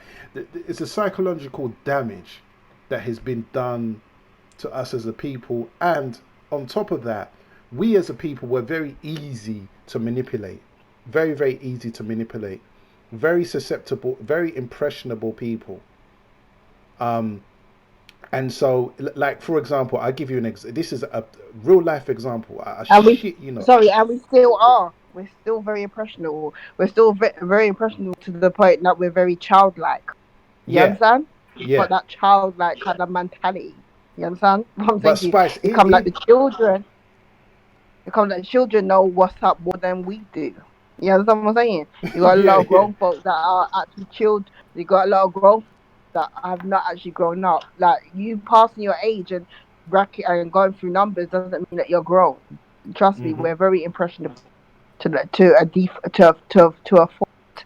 You understand? It's like like anybody can come. You know, when your parents say, "Don't talk to strangers," don't anyone can come and tell us, "Oh, I got candy, I got Jolly Ranchers, man, I got Haribo." Come, and we gonna jump and skip behind them. They're gonna take us in the car. We gonna key he, and then they're gonna chop off our head, and we like, oh, where the hell did mhm, that come from? And then we gonna hear about it, go news, and then guess what? Same people, they're gonna send another motherfucker to come and they're gonna come and they're gonna do the same thing, same trick, same Haribo, same Jolly Ranchers, same way. Hey little boy, hey, how are you? You wanna come over here? Oh, yeah, I really love black people. I like your hair. Oh, you're so lovely. Come over here. And it's the same tricks. That impressionable shit is disgusting. Because we're too grown, there's too much for the amount of information that's out there, there's no reason. No matter how comfortable we think we are, or however, that ain't the reality, bro. So y'all can cotton, cover yourself with cotton and put yourself in a bubble all you want. It ain't doing shit because the reality is what it is. What it is. You understand what I'm saying to you? So that impressionable shit is it's disgusting. Hear what Really I'm saying now? disgusting. I got a live example for you. This happened. I witnessed this with my own two eyes. I was in Africa once, right? And I went into this bank. I ain't gonna mention the name of the bank, but I was in this bank, and when they saw me, because I'm not gonna lie, I don't look phenotypically. I don't look like the local people. They can just tell from your facial features. You're not local. So they saw me, and they was like, "Oh yes, sir. How are you, sir? How are you? How are you? Blah blah blah. Give me, treat me nice." But I look at the way they're treating the local people, and it's like, I ain't got time for you. What are you doing here? You're an inconvenience to me. Come out my way, kind of thing. It's very rude, very rude. And I see the way they're treating me, and they're being a little bit nicer, because they know that I'm a foreigner. They know I'm not from the local environment, so therefore they presume I'm from the West, i.e., Britain or America or Europe. So if I come from the West, then I must have money, right? Now, when a white man got to the door, come and see how all these native Africans jumped up real quick. One of them flew over immediately to go and open the door so that the white man can walk into the bank. Yes, sir. How can I help you, sir? This way to the specialist room, sir. This some any white guy, any white guy, just a basic regular uh, um, John Doe, John Smith, walked into this African. Yes, sir. How can I help? And I was thinking, rah, are you man dizzy? So what is this? Is this your mentality for real? So when the white man comes in here, you're giving him preferential. You're rolling out the royal red carpet for him like that, rah. This is fucking deep, Like, you don't have that same energy for your own people, all right? And nobody try to come to me and talk about, oh, customer service. No, fuck that, all right? Because that same customer service should be for everyone. That same customer service should be that same energy and enthusiasm that you had for the white man. Why don't you have that for everyone? Don't you know that if you treat your customers right, they're likely to recommend you and talk about you in a favorable manner, which in and unto itself will generate more business for you, and it will make that person loyal to you. You know what I mean? So I'm not gonna lie to you. Some people in Africa, they're fucking backwards. Hold on, it's not even that. It's about business. How can you have a total disregard people that look like you and then so accommodating to outsiders? Fuck the business side. Fuck customer service. About how? How does that make sense? That's what I'm saying. We're the only ones that are practicing this individualism. These people put it out there and they trick you and make you feel like that's what they're doing. But when the time comes, they know when to stick. They stick together and they stay on code. Fuck all that business bullshit. How can you? How does that even make sense? Even me, I'm in a predominantly white area. I see time when I go to nail shops everywhere. The way these people panda and jump up these people. You understand what I'm saying? When these factors on the other panels are trying to say to me, "Oh, I benefit." No, I don't, because they know that they